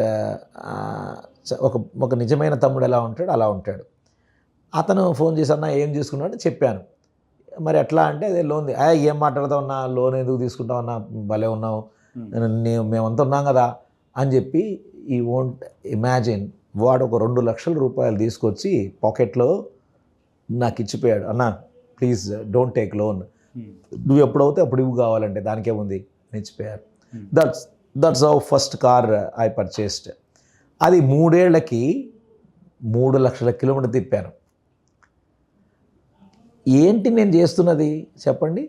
నా మూమెంట్కి అద్భుతమైనటువంటి ఒక టూలు కారు. సో కార్, ఈ టాటా ఇండికాలో 3 లక్షల కిలోమీటర్ తిరిగానంటే ఇంకా ఆలోచించండి. సో ఆ కార్ కాస్త ముసలైపోయింది. రెండో కార్ మారుతి రిడ్జ్ కూడా నేనే తీసుకున్నాను. అది సుమారు 8 లక్షలు అయింది. పాత కారు చేస్తే 1 లక్ష వచ్చింది. మిగతా మళ్ళీ మేమే తీసుకుని ఇది 2011 దాకా నేను వాడాను. ఇది కూడా 3 లక్షల కిలోమీటర్ తిరిగింది. Then I resign from full time job. నేను ప్రయాణించే ప్రతి కిలోమీటర్ వెనక ఒక సేవ ఉంటుంది. ప్రతి ఒక్కళ్ళకి ఒక అవసరము తీర్చేటువంటి ఇది ఉంటుంది. ఒక సేవా సాధనంగా మారింది. ఇది సేవా రథం, ఇది లగ్జరీ కాదు. ఆ లగ్జరీ కాదు అని చెప్పడానికి నేను చెప్తాను విషయము. సో ఇది 2వ కారు అయిపోయింది. ఇప్పుడు 2వ కారు కూడా ముసలైపోయింది. నేను రిజైన్ చేశాను. రిజైన్ చేస్తే ఇదేమో నెలకి 30,000 20,000 మెయింటెనెన్స్ అవుతుంది. ఏం చేయాలో తెలియలేదు. That was a time I decided we should have 1 more vehicle, కాస్త bigger vehicle. So that resign చేశానంటే ఫుల్ టైంలో వెళ్ళిపోవాలి కదా ఎక్కడికైనా అని చెప్పేసి. పెద్దవాళ్ళందరూ ఏం చెప్పారంటే బోర్డ్ ఆఫ్ ట్రస్టీస్ అందరూ కూడా ఒక మీటింగ్లో కరెక్టే కదా, మనకు వెహికల్ ఉండాలి, సంస్థ కూడా వెహికల్ లేదు కదా, ఒక వెహికల్ తీసుకుందాం, పెద్ద వెహికల్ తీసుకుందాం, 7 సీటర్ 8 సీటర్ అని ఒక 12 లక్షలు బడ్జెట్ ఇచ్చారు. 12 లక్షలు వెరీ వెరీ సింపుల్గా డెసిషన్ అయిపోయింది. మీటింగ్ అయిన తర్వాత నేను ఇంటికి వస్తున్న సమయంలో ఐ ఫెల్ట్ మనము సంస్థ నుంచి డబ్బు తీసుకుంటే ఎలాగా, అఫ్కోర్స్ ఇది సంస్థ వెహికలే, సంస్థ కోసమే, మనం ఇది కరెక్ట్ కాదేమో. అండ్ దెన్ ఐ ఫెల్ట్ నాకు ఫుల్ అండ్ ఫైనల్ సెటిల్మెంట్ ఒక 1.5 lakh 2 lakhs వచ్చింది. కంపెనీ సెక్రటరీగా ఎన్సీసీ గ్రూప్లో పనిచేసేవాడిని. వాళ్ళు డబ్బులు ఇచ్చారు. అలాగే పాత కారు అమ్మితే 1.5 lakh వచ్చింది, 3 లక్షలు. ఆ 3 లక్షలు నేను వెంటనే అభయ ఫౌండేషన్కి డొనేషన్ ఇచ్చాను. ఫౌండేషన్ డొనేషన్ ఇచ్చి, చూడండి మీరు 12 లక్షలు బడ్జెట్ ఇచ్చారు కానీ కొద్దిగా అన్ఫేర్ అనిపించింది నాకు, మనం అసెట్ క్రియేట్ చేయాలి కానీ మనం తీసుకుంటే ఎట్లా అని అనిపించింది. So I'm donating 3 lakhs. మీరందరూ మంచి మనసుతో తలా కొంత ఎంతో సహాయం చేస్తే మనమందరం చేరి అభయ ఫౌండేషన్కి వెహికల్ డొనేట్ చేద్దామని చెప్పాం. అసలు అంటే అద్భుతాలు ఎలా సాధ్యమవుతాయంటే ఇలా సాధ్యమవుతాయి. వెంటనే 24 గంటల్లో 12 లక్షలు ప్రోగైపోయింది. 12 లక్షలతో ఏ వెహికల్ తీసుకోవచ్చు అంటే అది ఇది చూస్తే రెనాల్ట్ వెహికల్ కోసం వెళ్ళాం. అంతా బాగుంది. వాడు 14 లక్షలు అన్నాడు, మన దగ్గర 12 ఉంది. ఏం చేయాలో తెలియలేదు. సరే వాడికి చూపించి చెప్పాల్సింది చెప్పించి అన్నీ వాడికి చూపిస్తే డైరెక్టర్ అంతా వచ్చి, బాగానే ఉంది స్వామి, అంతా ఇది 14 లక్షలు అవుతుంది, చూడండి నా దగ్గర 12 లక్షలు ఉంది, మీరు చేయగలిగితే చెయ్యండి, నమస్కారం పెట్టి బయటకు వచ్చాను. బయటకు వస్తుంటే ఆ డైరెక్టర్ ఒక మేనేజర్ని పంపించి మళ్ళీ వెనక్కి పిలిపించారు. తర్వాత ఆయన అడిగారనమాట, లేదు మీరు ఇదే తీసుకోండి, హై ఎండ్ మోడల్ తీసుకోండి, డబ్బు లేదండి. ఏం పర్వాలేదు, మీకు ఎంత ఉంటే అంతే ఇవ్వండి అన్నాడు. ఐ వాజ్ ఓవర్వెల్మ్డ్ అనమాట. వెంటనే అందరికి మెసేజ్ పెట్టాను. మెసేజ్ పెడితే నన్ను చిన్నప్పటి నుంచి చూస్తున్నటువంటి పెద్దవాళ్ళు అభయ ఫౌండేషన్లో, చూడు ఇప్పటిదాకా కంపెనీ సెక్రటరీగా పనిచేస్తూ నీ కారు నువ్వు వాడుకున్నావు, ఇప్పుడు రాజీనామా పెట్టిన వెంటనే పెద్ద కార్లో నువ్వు వెళ్ళడం మొదలు పెడితే పీపుల్ మే ఫీల్ డిఫరెంట్లీ కదా, లగ్జరీ అనుకోరా అంటే నాకేం చెప్పాలో తెలియలేదు. లగ్జరీ ఎందుకు అవుతుంది, సేవకు కదా ఇది అని. ఎట్లా మరి వీళ్ళకి సమాధానం చెప్పేది? నేను అన్నాను, లేదు ఇది అభయ ఫౌండేషన్ అని పెద్ద లోగో వేద్దాం, మీ డబ్బులు ఇచ్చారు కదా, మీ పేర్లన్నీ కారు మీద వేస్తా కావాలంటే, it belongs to Abhaya foundation అని చెప్పి అని. మా పేర్లన్నీ ఏమో తప్ప, నువ్వు అట్లా పనులు చేయొద్దు అని చెప్పి. మరి ఎట్లా నీ ధర్మ సందేహంగా నిలిచిపోయింది. That was a time I had you know ఒక మంచి ఆలోచన వచ్చింది. చిన్నజీర స్వామి వారికి చెప్దాం ఈ విషయం అని చిన్నజీర స్వామి వారికి మెయిల్ కొట్టాను. అంటే స్వామీజీ వారు హైదరాబాద్లో లేకపోయారు, నేను ఏదో ఈమెయిల్ కొట్టాను స్వామీజీ వారికి, స్వామి ఇలా ఒక 12 లక్షలు పూల్ చేసుకున్నాం, వెహికల్ కూడా డిసైడ్ చేసాం, వాళ్ళు కూడా డిస్కౌంట్ ఇచ్చారు, కానీ ధర్మ సందేహం వచ్చింది, జనాలు మనల్ని వేరేగా అనుకుంటారేమో అని, లగ్జరీ అనుకుంటారేమో అని అంటారేమో కదా స్వామి, ఏం చేయమంటారు అని పెట్టారండి.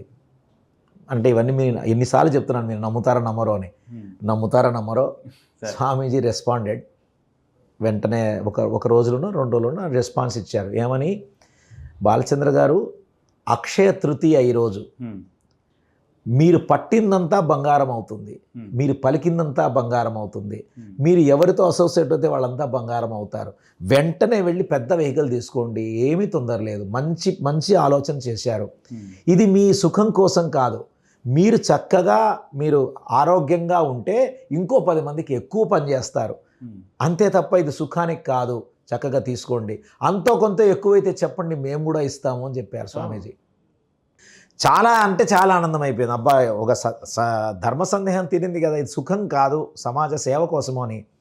సో వెంటనే ఏం చేశాను, స్వామీజీ ₹1 ఇవ్వండి స్వామి మీరు అన్నాను. అప్పుడు మీరు కూడా ఓనర్ అవుతారు దీనికి అని. తప్పకిస్తాను అన్నారు. అబ్బా మీరు తప్పకిస్తానన్నారు కాబట్టి మీరే వెహికల్ డెలివరీ తీసుకోవాలని చెప్పాను. అలాగే అన్నారు. ఇదంతా కలిసి అర్ధగంట 3/4 గంటలు అయిపోయింది. వెంటనే ఆ వెహికల్ తీసుకున్నాం. వాడికి చెప్పాను, అరే బాబు మీరు చిన్నజీర స్వామీజీ ఆశ్రమానికి రండి అని. చిన్నజీర స్వామీజీ ఆశ్రమానికి వాడు అంత నమ్మలేదు మనల్ని. ఇది ఎప్పుడు జరిగింది, సుమారు 10 ఏళ్ల క్రితం.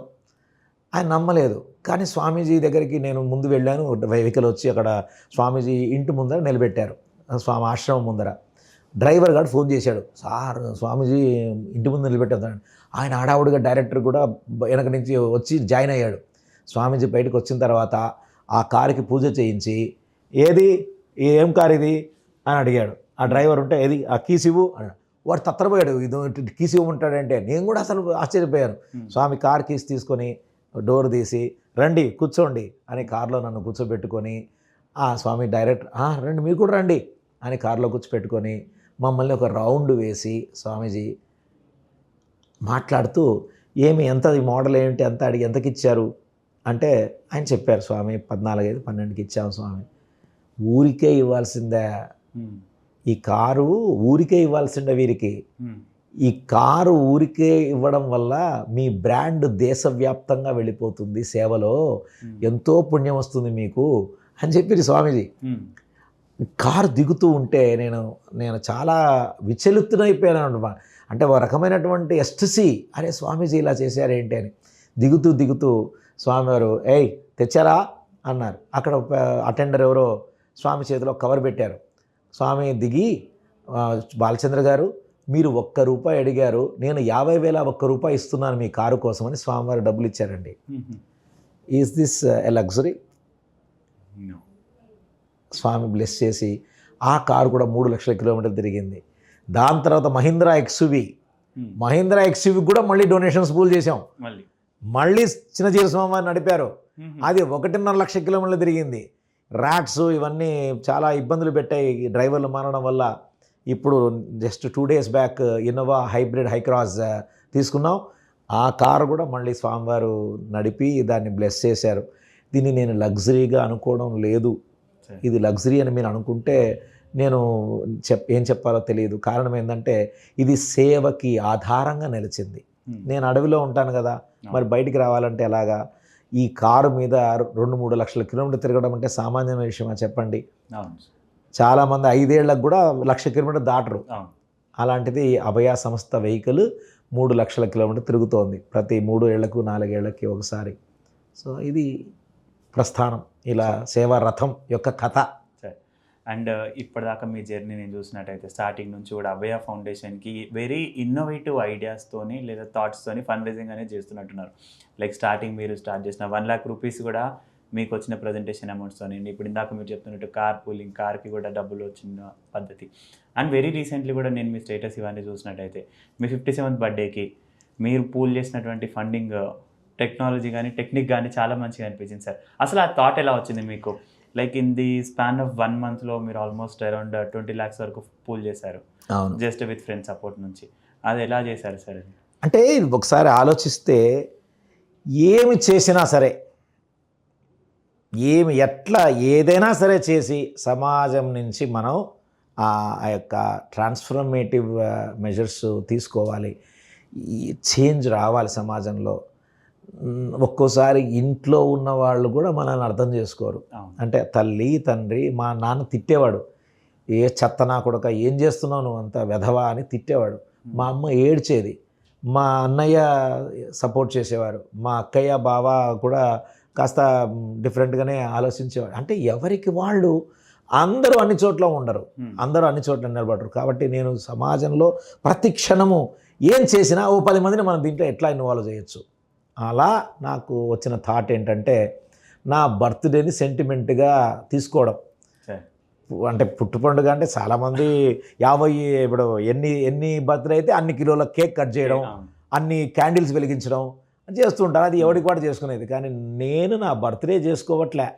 నా బర్త్డే సందర్భంగా ఏదైనా మంచి పని చేస్తే ఆ మంచి పనికైనా మరే పాపం వాడు బర్త్డే రోజు అడుగుతున్నాడు రా, ఈరోజు నో అనకూడదురా అంటారు కదా అనే ఆలోచనతో లాస్ట్ 6 ఏళ్ల నుంచి ప్రతి బర్త్డే సందర్భంగా నేను ఫండ్ రైజింగ్ క్యాంపెయిన్ చేస్తున్నాను. Latest 54th birthday I remember. ఆసారి మార్చి 8వ తేదీ ఇంటర్నేషనల్ ఉమెన్స్ డే సందర్భంగా ఏప్రిల్ 8 డేట్ పెట్టి, ఏప్రిల్ 6 నా బర్త్డే, 8వ తేదీ డేట్ పెట్టి 1 మంత్ విండో ఓపెన్ చేసి, అయ్యా నాకు బర్త్డే 54వ బర్త్డే వస్తుంది, 54 రూపాయలు ఇవ్వండి కనీసం, or in multiples of 54 rupees అని పెట్టారనమాట వాట్సాప్లో. నాకు 15,000 కాంటాక్ట్స్ ఉంటాయి వాట్సాప్లో ప్రపంచవ్యాప్తంగా. వాట్సాప్లో పెట్టాను. Thanks to WhatsApp again, it's a great innovation. ఇప్పుడు వాళ్ళు లిమిట్ చేసేసారు, బ్రాడ్కాస్ట్లు పెట్టి చేసేవాడిని అనమాట. అది పర్సనల్గా వెళ్ళేది. అస్సలు 24 అవర్స్లో 2 lakhs వచ్చేసింది 54th బర్త్డే అప్పుడు. అలా 8.5 lakhs వచ్చింది. దాంతో we conceptualized Abhaya Bhavita, very innovative idea of standing besides the girl child of this country. Beti Bachao Beti Padhao, ఇది కేవలం నినాదం కాదు. మనం భవిష్యత్తు క్రియేట్ చేయాలంటే పిల్లల గురించి మనం వర్క్ చేయాలి, పిల్లల కోసం ఆలోచించాలి, పిల్లలకు విషయాలు చెప్పాలి అన్న ఆలోచనతో గర్ల్ సేఫ్టీ మెజర్స్ తీసుకున్నాం అనమాట. సుమారు 8.5 లక్షలు వస్తే 10,000 క్యాలెండర్స్, 10,000 పోస్టర్స్, గోడపత్రికలు, 1 లక్ష 2 లక్షల క్యాలెండర్స్ ప్రింట్ చేయించి, ఆ పోస్టర్ కూడా చాలా ఇన్నోవేటివ్గా ఆలోచించి 10 టిప్స్, జీవితం మనదే, జీవనము మనదే, సురక్షితంగా జీవించాలంటే 10 సూత్రాలను పాటిద్దాం, సురక్షితంగా జీవిద్దామని, అప్రమత్తంగా ఉండాలి, తర్వాత భద్రతా సామాగ్రి మనతో పాటు ఉంచుకోవాలి, సహాయం కోరాలి, గట్టిగా అరవాలి, అనుచిత స్పర్శ అలౌ చేయొద్దు, నిర్భయంగా ఉండాలి, అనంత శక్తి నువ్వే, బాధను పంచుకో, ప్రతిఘటించు, కాల్ 1001098 అని అద్భుతంగా ఒక పోస్టర్ క్రియేట్ చేసి ఆ పోస్టర్స్ని అంతా తీసుకుని వీధిన తిరిగాను నేను సంవత్సరం. నేను ఒక్కటే సుమారు 60,000 మందితో మాట్లాడాను 2054 అంటే 4 years బ్యాక్.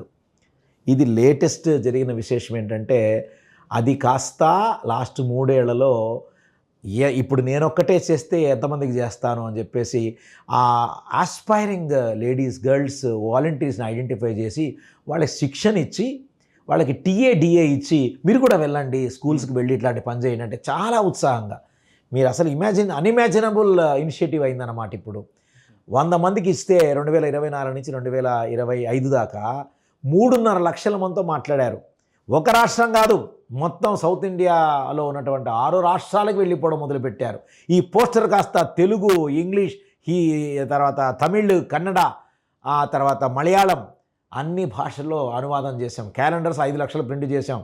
అద్భుతంగా రెస్పాన్స్ వచ్చింది. నేను అనుకున్నాను ఇది ఇట్లా కాదు, ఇంకా మూమెంట్ చేయాలని చెప్పేసి 57th బర్త్డే అప్పుడు ఇలాగే నేను మొదలుపెట్టాను. అయ్యా ఇది ఇంకా అద్భుతంగా 5 లక్షల మంది పిల్లలకి వెళ్ళే విధంగా చేద్దాం, దయ ఉంచి సహకరించండి, 57 రూపీస్ ఇవ్వండి అంటే 5 ఏళ్ల పిల్లాడు, తాతయ్య మీరు డబ్బులు అడిగారట కదా, మా నాన్న చెప్పారు, నా హుండీ పగలగొట్టి నేను 57 రూపాయలు పంపిస్తున్నాను నీకు అని పంపించిన పిల్లాడున్నాడు.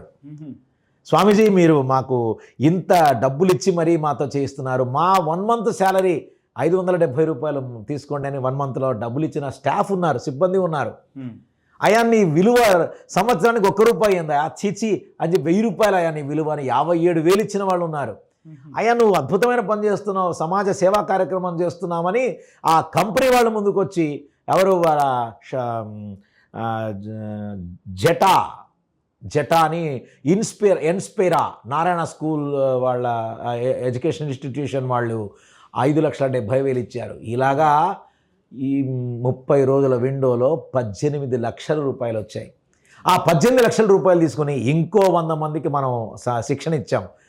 ఇంకో 100 మంది ద్వారా ఈ సంవత్సరం 3 నుంచి 5 లక్షల మంది చేయాలని అట్లా మీరు ఇన్నోవేషన్ అంటే మళ్ళీ గుర్తొస్తుంది. ఎక్కడ ఎండ్ అనేది లేదండి. There won't be full stop for service in Abhaya. It's only commas. కామానే ఉంటుంది. అక్కడ ఆగిపోలే కదా, నేను ఆగిపోలేదు. రాత్రంతా పొద్దునంతా ఆలోచిస్తూ ఉంటాను ఏం చేయొచ్చు అని. దెన్ ఐ రియలైజ్డ్ దీన్ని ఇంకా మూవ్మెంట్ చేయాలంటే ఎక్కడ డిఈఓ పర్మిషన్ లేదంటాడు ఒకడు, ఎడ్యుకేషన్ ఇన్స్టిట్యూషన్లో మీకు లోపలికి రాకూడదు అంటాడు ఇంకోడు, ప్రైవేట్ వాళ్ళకి స్కూళ్ళలో టైం లేదంటాడు. అరే ఏంట్రా బాబు, అమ్మాయిల భద్రత గురించి చెప్పాల్సిన ఈ యొక్క సమయంలో ఇంకా ఈ అడ్డుగోడలు ఇవన్నీ కరెక్ట్ కాదేమో అని ఎట్లా చేయాలి, మేము పడుతున్న శ్రమని 10 మందికి ఎలా పంచాలనే ఆలోచన బాగా తీవ్రంగా బాధిస్తోంది నన్ను. అప్పుడు అనుకున్న నేను ఈ సంవత్సరం సెప్టెంబర్ నుంచి పెడల్ ఫర్ ప్రొటెక్షన్ సైకిల్లో మనం సైనికులను తయారు చేసి ఒక్కొక్క స్టేట్లో ఒక్కొక్కరిని పెట్టి వాళ్ళకు ఒక మంచి సైకిల్, ఒక 5 నుంచి 10,000 సైకిల్, వాళ్ళకి రోజుకి 500 రూపాయలు expenses towards expenses, repair, maintenance, వాళ్ళ ఫుడ్, బెడ్, వాట్ ఎవర్. అది 500 అంటే 30 రోజులు వెళ్తే 3,15,000, 2 నెలలు వెళ్తే 30,000 ప్లస్ 10,000 సైకిల్, ఇలా 40,000-50,000 సైకిల్కో వాళ్ళకు వెళ్ళడానికి. వాళ్ళు 2,000 కిలోమీటర్లు 60 రోజుల్లో వెళ్ళి తిరిగి వస్తే వెళ్ళిన చోటల్లా ఈ యొక్క అభయ భవిత కార్యక్రమాల గురించి చెప్తూ ఇన్నోవేటివ్గా, క్రియేటివ్గా, ప్యాషనేట్గా, కంపాషనేట్గా ఇలా చేస్తూ ముందుకెళ్తే అంతా చేసొస్తే స్టేట్కి ఒకరు ఆ విధంగా చేస్తే వాళ్ళకి 50,000 రూపాయల క్యాష్ ప్రైజ్. ఇలాగా జూన్ 30th లోపల మాకు రిజిస్ట్రేషన్ చేయమని చెప్పాం. ఈ యొక్క చర్చా వేదిక ద్వారా మీ అందరికీ నేను కోరుతున్నాను, అలాంటి సత్తా, దమ్ము, స్థైర్యము ఉన్నటువంటి ఆడపిల్లలు 18 to 35 years ఎవరైనా ఉంటే please register to abhayafoundation@yahoo.com. Will be more than happy to meet you and select you, train you. Self defence నేర్పిస్తాం వాళ్ళకి. అంటే ఒక 3-4 రోజులు వాళ్ళని మనతో పాటు సెలెక్ట్ అయిన పిల్లల్ని ఉంచుకొని ఒక 6 మందిని 7 మందిని వాట్ ఎవర్ పీపుల్ వాళ్ళకి సైకిల్ ఇచ్చి ట్రైన్ చేసి మ్యాప్ క్రియేట్ చేసి వాళ్ళకి పోలీస్ పర్మిషన్ ఇప్పించి మనం వాళ్ళతో పాటు అక్కడక్కడ కొద్ది చోట్ల మన వాళ్ళని పెట్టి వాళ్ళ సేఫ్టీ, సెక్యూరిటీ కూడా చూసుకుంటూ ఈ యొక్క స్టేట్ని తిరగాలి. దీని ద్వారా అమ్మాయిల భద్రత అంటే సమాజానికి చెప్పాలి. అమ్మాయిని ఎందుకు తీసుకున్నాము అంటే అమ్మాయినే కదా భయపడుతున్నారు, మరి నేను పోయినప్పుడు మీరు ఎందుకు పోలేరు, అట్లా ఒక ఆలోచన రావాలి. స్కూటీలో బైక్లో వెళ్ళొచ్చు కదా, కాదు ఇది స్ట్రెస్ చూపించాలి, మేము కష్టపడి విషయం చెప్తున్నాం అనే ఆలోచన రావాలి పిల్లలకి. పిల్లలను చూస్తే ఇన్స్పైర్ అవ్వాలి. They should become leaders of the community అనే ఆలోచన దృక్పథంతో ఇలా ఈ యొక్క ఇనిషియేటివ్ తీసుకున్నాం. వీఆర్ హోపింగ్ ఒక అమ్మాయి, స్వామీజీ మీరు ఏం చెప్తే నేను చేస్తాను, ఆంధ్రప్రదేశ్లో నేను తిరుగుతానని మెసేజ్ పెట్టింది. చాలా సంతోషమైంది. తమిళనాడు నుంచి కాల్స్ వస్తున్నాయి. So we are very hopeful, at least 1 fellow ముందుకు వెళ్తారు అనుకుంటున్నాం. మీరు ఇప్పుడు చేస్తున్నారు అసలు 2000 నుంచి ఇప్పుడు 2026, ఫ్రమ్ లాస్ట్ 26 years జర్నీలో మీకు ఇప్పటిదాకా చేసిన మంచి పనులలో ఒక హ్యాపీయెస్ట్ మూమెంట్ ఏదైనా ఉంటే దాన్ని షేర్ చేయగలుగుతారు? సో మెనీ థింగ్స్ అండి. అంటే ప్రతిరోజు జరుగుతున్న విషయాలు అంటే చాలా ఉన్నాయి. దాంట్లో లేటెస్ట్ నేను కొన్ని చెప్తున్నాను. నా మధ్య మనం అనుకుంటాం సేవ చేయడానికి పెద్ద డబ్బులు కావాలి, ఇన్ఫ్రాస్ట్రక్చర్ కావాలి, మనకి వెనకలు ఎవరన్నా ఉండాలి అనుకుంటాం కదా. అట్లేం ఉండదండి. చాలా common fellow also will think differently అనిపిస్తుంది. మేము మా బైకులు రిపేర్ చేయించుకునేకి ఇబ్రహీంపట్నంలో ఒక మెకానిక్ అనమాట. ఆ మెకానిక్ ఒకరోజు మాకు ఒక వీడియో పంపించాడు. ఒక 2 మహాఘోరమైన మనుషులు, వాళ్ళని చూస్తే భయము, అసహ్యము కలుగుతున్న మనుషులు మామూలుగా చూస్తే. వాళ్ళని గడ్డం ఇట్లా ఏమి మన ఆశ్రమానికి పంపిస్తాం, తాగకూడదు అక్కడంతా, ఏం చేయకూడదు అట్లా అంతా ఆ వీడియోలు పంపిస్తే అమ్మ అవసరమా మనకి, నాకే అనిపించింది. కానీ heart the heart I felt, ప్రయత్నం చేయడం తప్పు లేదు కదా. మనం అంతా బాగుండేవాడికి నేనెందుకు అవసరము, ఏమీ లేని వాడికే కదా నేను ఉండాలి అని, సరేపా చేద్దాము. ఫస్ట్ సెలూన్ వాడిని పిలిపించి కాస్త నీట్గా గుండు చేయించు వాళ్ళకి అని అక్కడనే వాడికి చేయించి స్నానం గీనం చేయించి అక్కడ కారులో తీసుకుని వస్తే కారంతా కంపు వాళ్ళు. అయినా సరే అప్పుడు ఏం జరుగుతుందంటే మాకు ఈ యొక్క ఇబ్రహీంపట్నం ఆశ్రమంలో సూపర్ 60 అని 10th క్లాస్ పిల్లలకి కోచింగ్ ఇస్తున్నాం. పాలిటెక్నిక్ తర్వాత TSR చేసి ఇట్లాంటి దానిలకి. సుమారు 60-70 మంది పిల్లలు, ఒక 10 మంది టీచర్సు, దాంట్లో గవర్నమెంట్ టీచర్స్ అంతా వంతులు వేసుకొని టీచింగ్ చేస్తున్నారు. డైరెక్టర్ అక్కడే కూర్చున్నారు వీళ్ళు వచ్చినప్పుడు. ఆవిడ ఒక 10 అడుగులు వెనక్కి వెళ్ళింది వీళ్ళని చూసి, భయముతో, కంపుకు భరించలేక. నేనేమో వాళ్ళంత చూచాయిగా అట్లా మాట్లాడుతూ, ఏమప్పా ఏం పేరు? గోపా గోపా గోపా. నీ పేరు? శక్తి. వాడు మాటలు రావట్లే, చాలా విచిత్రంగా ఉన్నారు అసలు. దేవుడా అనిపించింది. అయినా నాకేమీ మనసులో పెద్ద ఇదేం లేదు. కారణం ఏంటంటే చచ్చిపోయిన వాళ్ళని ఇలా చేతుల్లో ఎత్తుకొని వెళ్ళి సంస్కారం చేస్తూ ఉంటాం. ఐ డోంట్ ఫీల్ అసహ్యము అనేది నాకేమీ లేదు. ముడ్డి కూడా గడుగుతాను కావాలంటే. ఒక ఆవిడ చావు బతుకుల్లో ఉండి మంచం మీద పడిపోయింది, పుండు వచ్చేసింది. ఆవిడ్ని ఇట్లా లేపడానికి కూడా ఎవడు ముందుకు రాలేదు. ఆవిడని ఇట్లా లేపితే వెనకాల చర్మము బెడ్కి అంటుకొని పోయింది. అంత ఇదైపోయింది అనమాట. ఐ ఫీల్ భోజనం చేస్తుంటే ఎవరో కక్కారు ఆశ్రమంలో. కక్కితే అబ్బా ఏందమ్మా నువ్వు ఇట్లా చేస్తామని తిడుతున్నారు అందరూ. దాంట్లో తిట్టడమే ఉంది, కక్కు చెప్పు వస్తుందా అని. అరే ఏం దాంట్లో ఉందమ్మా, చీపురుతో తీసేయండి. మేము మా వల్ల కాస్త భోజనం చేస్తున్నాం అని. ఎవడు లేయలే. నేను లేచి చక్కగా ఆ మట్టి తీసుకొచ్చి దాని మీద చెప్పి ఆ మట్టిని పరకతో చాట్లో తీసుకుని వెళ్ళి మళ్ళీ భోజనం చేశాను. నేనేం అంటే నాకు I feel nothing is you know to be taken negatively. వాళ్ళని చూసి అరే జాగ్రత్తగా ఉండాలి, తప్పు చేయకూడదు అని. ఎక్కడి నుంచి వచ్చారంటే అది జైలు, కొత్త కూడా జైలు. పోయమ్మ జైలా నాయన, జైల్లో వాళ్ళిద్దరు పరిచయం అయ్యారంటే వాడి మాటలు బట్టి నాకు అర్థమైంది. But still I felt, can I send them back? No, నాకు ఏం పర్వాలేదు, ఓకే జాగ్రత్తగా ఉంటారా? ఉంటాం సార్, ఆకలి అవుతుంది సార్. Felt so sad. సరే మీ దగ్గర ఏమున్నా ఇవ్వండి. ఏం లేవు సార్. అట్లా తీశాడు. తీస్తే జిప్పు లేదు, దానికి ఒక తాడు కట్టుకున్నాడు. జోబిలో చెయ్యి ఏముంది తీ అంటే ఒక్కొక్కటి దగ్గర సిగరెట్లు, గుట్కా ప్యాకెట్లు, ఈ తంబాకు, ఇక ఎట్లా నాశనం అనమాట. ఇక జోబీలన్నీ ఈ మాస్క్ అదే సినిమాలో వాడు తీస్తుంటాడు చుట్టూ వస్తుంటాయి, అలా 2 జోబీలో నుంచి అన్నీ వచ్చాయి. అవన్నీ తీసి ఇన్ని గంపలో వేసి కాల్చేసేయండి, అన్నీ కాల్చేయండి, చూడు ఇవన్నీ ఉండకూడదు మీకు, జాగ్రత్త అని. అలాగే సార్ అని చెప్పారు. ఎవ్వరూ మాట్లాడలేదు. 3 రోజులు 4 రోజులు, ఇప్పటికి 2 నెలలు అయింది. ఈ 2 నెలల్లో they became part and parcel of our life. ప్రొద్దున లేస్తూనే టీ తాగుతారు, ఒక 2 గంటలు ఆ 1 ఎకరా ప్రాంగణాన్ని ఫట్లాడిచేస్తారు. ఒక అద్దంలాగా చేసేసారండి ప్రతిరోజు. I feel so satisfied. ఇది డబ్బుతో ముడిపడింది కాదు. అంటే ఇంతకంటే మనం ఏం చేయగలం వీళ్ళకి? వాళ్ళని చూస్తే సంతోషం అవుతుంది. సో ఇలా ప్రతినిత్యము ఎన్నో అనుభవాలు జరుగుతూ ఉంటాయి. ప్రతిదీ ఒక జీవితాన్ని సార్థకం చేసుకునేటువంటి విషయం అని తెలుస్తుంది. సార్ ఇది ఇప్పుడు చేస్తున్నారు హ్యాపీయెస్ట్ మూమెంట్ అనిపిస్తుంది. సో సాడెస్ట్ మూమెంట్ ఇంకేదైనా ఉందా? సార్ నేను ఎందుకు చేస్తున్నాను రా బాబు ఇది అని చెప్పాను. మీరే చెప్పారు కదా ఇంతకుముందు సాడెస్ట్ మూమెంట్ మీకు, నాకు మీరే క్రియేట్ చేశారు, డ్రైవర్ లేదు మీకు అని. సో అది కూడా సాడెస్ట్ మూమెంటే అనుకుంటా నేను. ఐ ఫీల్ అంటే భగవంతుడు ప్రతిరోజు నన్ను ఎప్పుడైనా ఎక్కడైనా ఐ ఆమ్ ద కింగ్ అనుకుంటానేమో అని, నువ్వు కింగ్ కాదు బొంగురా నువ్వు అని చెప్పి భగవంతుడు ఇట్లా 2-3 సిచ్యువేషన్స్ క్రియేట్ చేసి మనల్ని నేల మీద నడిచే విధంగా చేస్తూ ఉంటాడేమో అనిపిస్తుంది. ఒక డ్రైవర్ ఉంటే నేను ఎప్పుడు చెప్తుంటాను, నేను 100 కిలోమీటర్ల స్పీడ్లో ప్రయాణం చేయాలని ఉన్నాను. అది అంత స్పీడ్ మంచిది కాదేమో. చెప్తారు కదా అతి వేగము ప్రాణహాని అని చెప్తుంటారు కదా. సో ఇంత వేగం పనికిరాదు. మరి నేనేమో 120 కిలోమీటర్ ఓఆర్ఆర్లో వెళ్ళేంత స్పీడ్ ఉంది నా జీవితంలో. ఎప్పుడు చచ్చిపోతానో తెలియదు, ఏ రోజు పోతానో తెలియదు, రేపు ఉంటుందో లేదో తెలియనప్పుడు నేను ఈరోజు ఊరికే ఉండకూడదు కదా.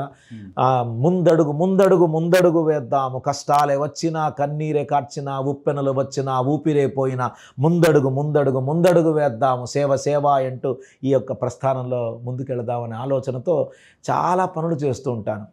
సో గాడ్ విల్ డిఫరెంట్ ఉందేమో, వేరే మీద స్పీడ్ ఒక్కర్లేదురా నీకు అని. డ్రైవర్ లేకుంటే 20 కిలోమీటర్స్ స్పీడ్ తగ్గుతుంది, వంటోడు లేకపోతే 10 కిలోమీటర్ స్పీడ్ తగ్గుతుంది, మేనేజర్ లేకపోతే ఇంకో 20 కిలోమీటర్ స్పీడ్ తగ్గుతుంది. ఇలా ప్రతి నెల ఎవడో ఒకడు లేకపోవడం వల్ల 120 కిలోమీటర్లు కాస్త 80, 90, 70 ఇలా ఇలా ఇలా నిదానంగా అవుతుంది. కానీ నేను మాత్రం నిర్ణయం చేసుకున్నా, నా చుట్టూ ఎవరున్నా లేకున్నా ఈ ప్రస్థానము, సేవా ప్రస్థానం అసిధారావ్రతములాగా సాగుతూ ఉంటుంది. అంటే సాడెస్ట్ మూమెంట్, ఇది సాడెస్ట్ మూమెంట్ అనుకోవట్లే నేను. ఎందుకంటే this is will of God.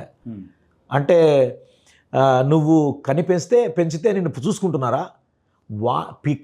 కనిపెంచిన పిల్లలే చూసుకోలేదే తల్లిదండ్రులని, వీడు జీతం ఇస్తే నన్ను చూసుకుంటాడా? జీతం ఇస్తే చూసుకునేవాళ్ళు మాకు అవసరం లేదు. జీవితం ఇచ్చేటువంటి ఆలోచన ఉంటే ఈ సంస్థకు రావాలి. సో నా మధ్య సాడ్ మూమెంట్ అంటే, ఒకసారి ఈ డ్రైవింగ్ పిల్లలు చాలామంది చాలా రకరకాల మెంటాలిటీస్తో వస్తుంటారండి. అలా నా మధ్య ఒక 12-14 మంది పిల్లలు వచ్చి డ్రైవింగ్ నేర్చుకుంటున్నారు. వాళ్ళకి నేను ప్రాణం ఇస్తాను. నా సమయము, నా ఎనర్జీ, శక్తి, సామర్థ్యము, ఉత్సాహము, ప్రోత్సాహము, పూర్తి ప్రేరణ అన్నీ ఇస్తూ ఉంటాను. పొద్దున్న లేచిన దగ్గర వాళ్ళతోనే యోగా చేయిస్తాను, అన్నీ వాళ్ళతోనే ఉంటాను, అన్ని చోట్ల అన్ని పాఠాలు చెప్తూ ఉంటాం. అలాంటి పిల్లలు ఎంతో, మనం అభయ సంస్థలో ఎక్కడ ఏ దానికి లాక్ అండ్ కీ ఉండదండి, అన్నీ ఓపెన్గా ఉంటాయి.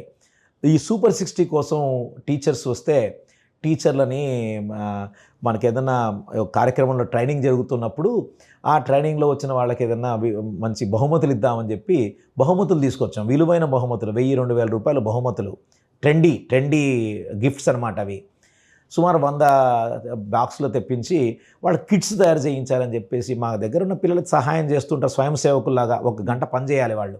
అరే ఆ బిల్డింగ్లోకి వెళ్ళి అవన్నీ కిట్స్ తయారు చేయండి రా అని పిల్లల్ని పంపిస్తే 1 గంట తర్వాత ఒక అబ్బాయి వచ్చాడు, స్వామీజీ ఈ వాళ్ళు తలా ఒకటి జోబులు వేసుకున్నారు స్వామి అని. చాలా ఆశ్చర్యమైంది నాకు. ఇప్పటిదాకా కనీ విని వెరగలేదు.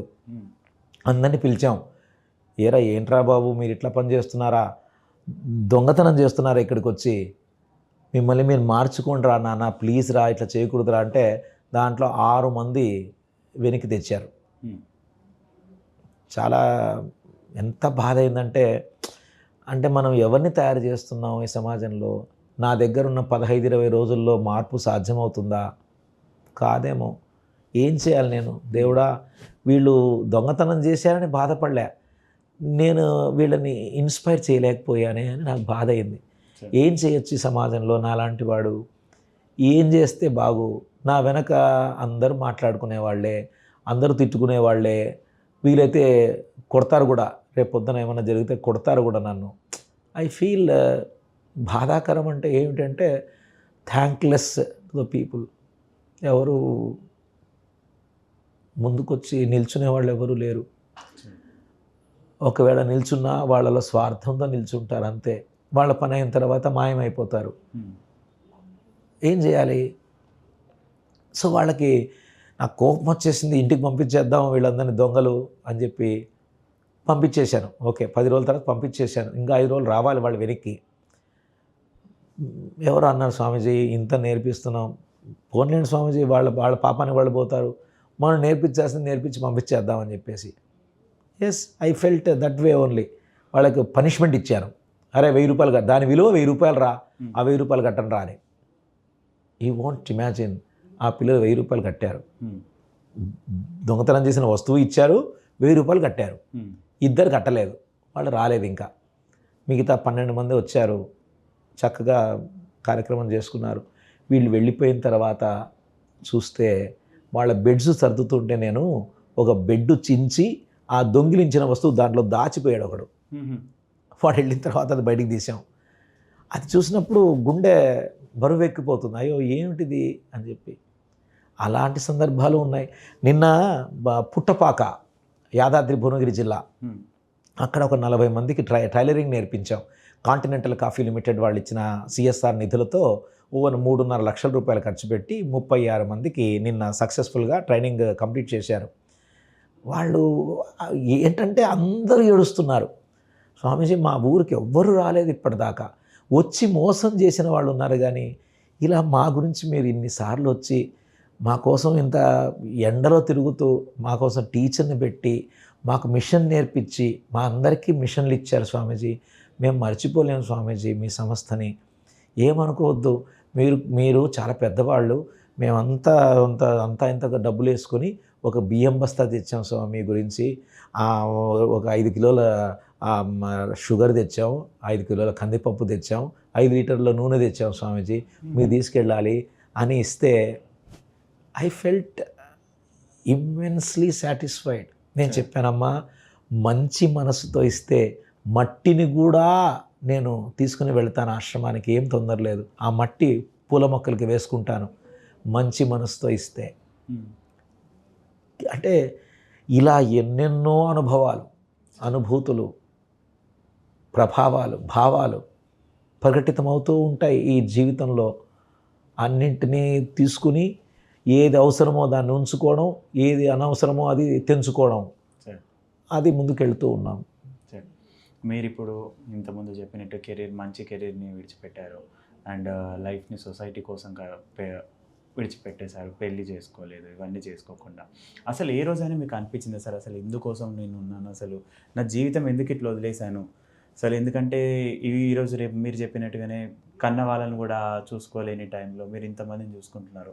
అసలు ఏ రోజైనా అనిపించింది అసలు ఎందుకు చేస్తున్నాను ఇదంతా, ఏమవుతుంది అనేది? I never had such thought in my life.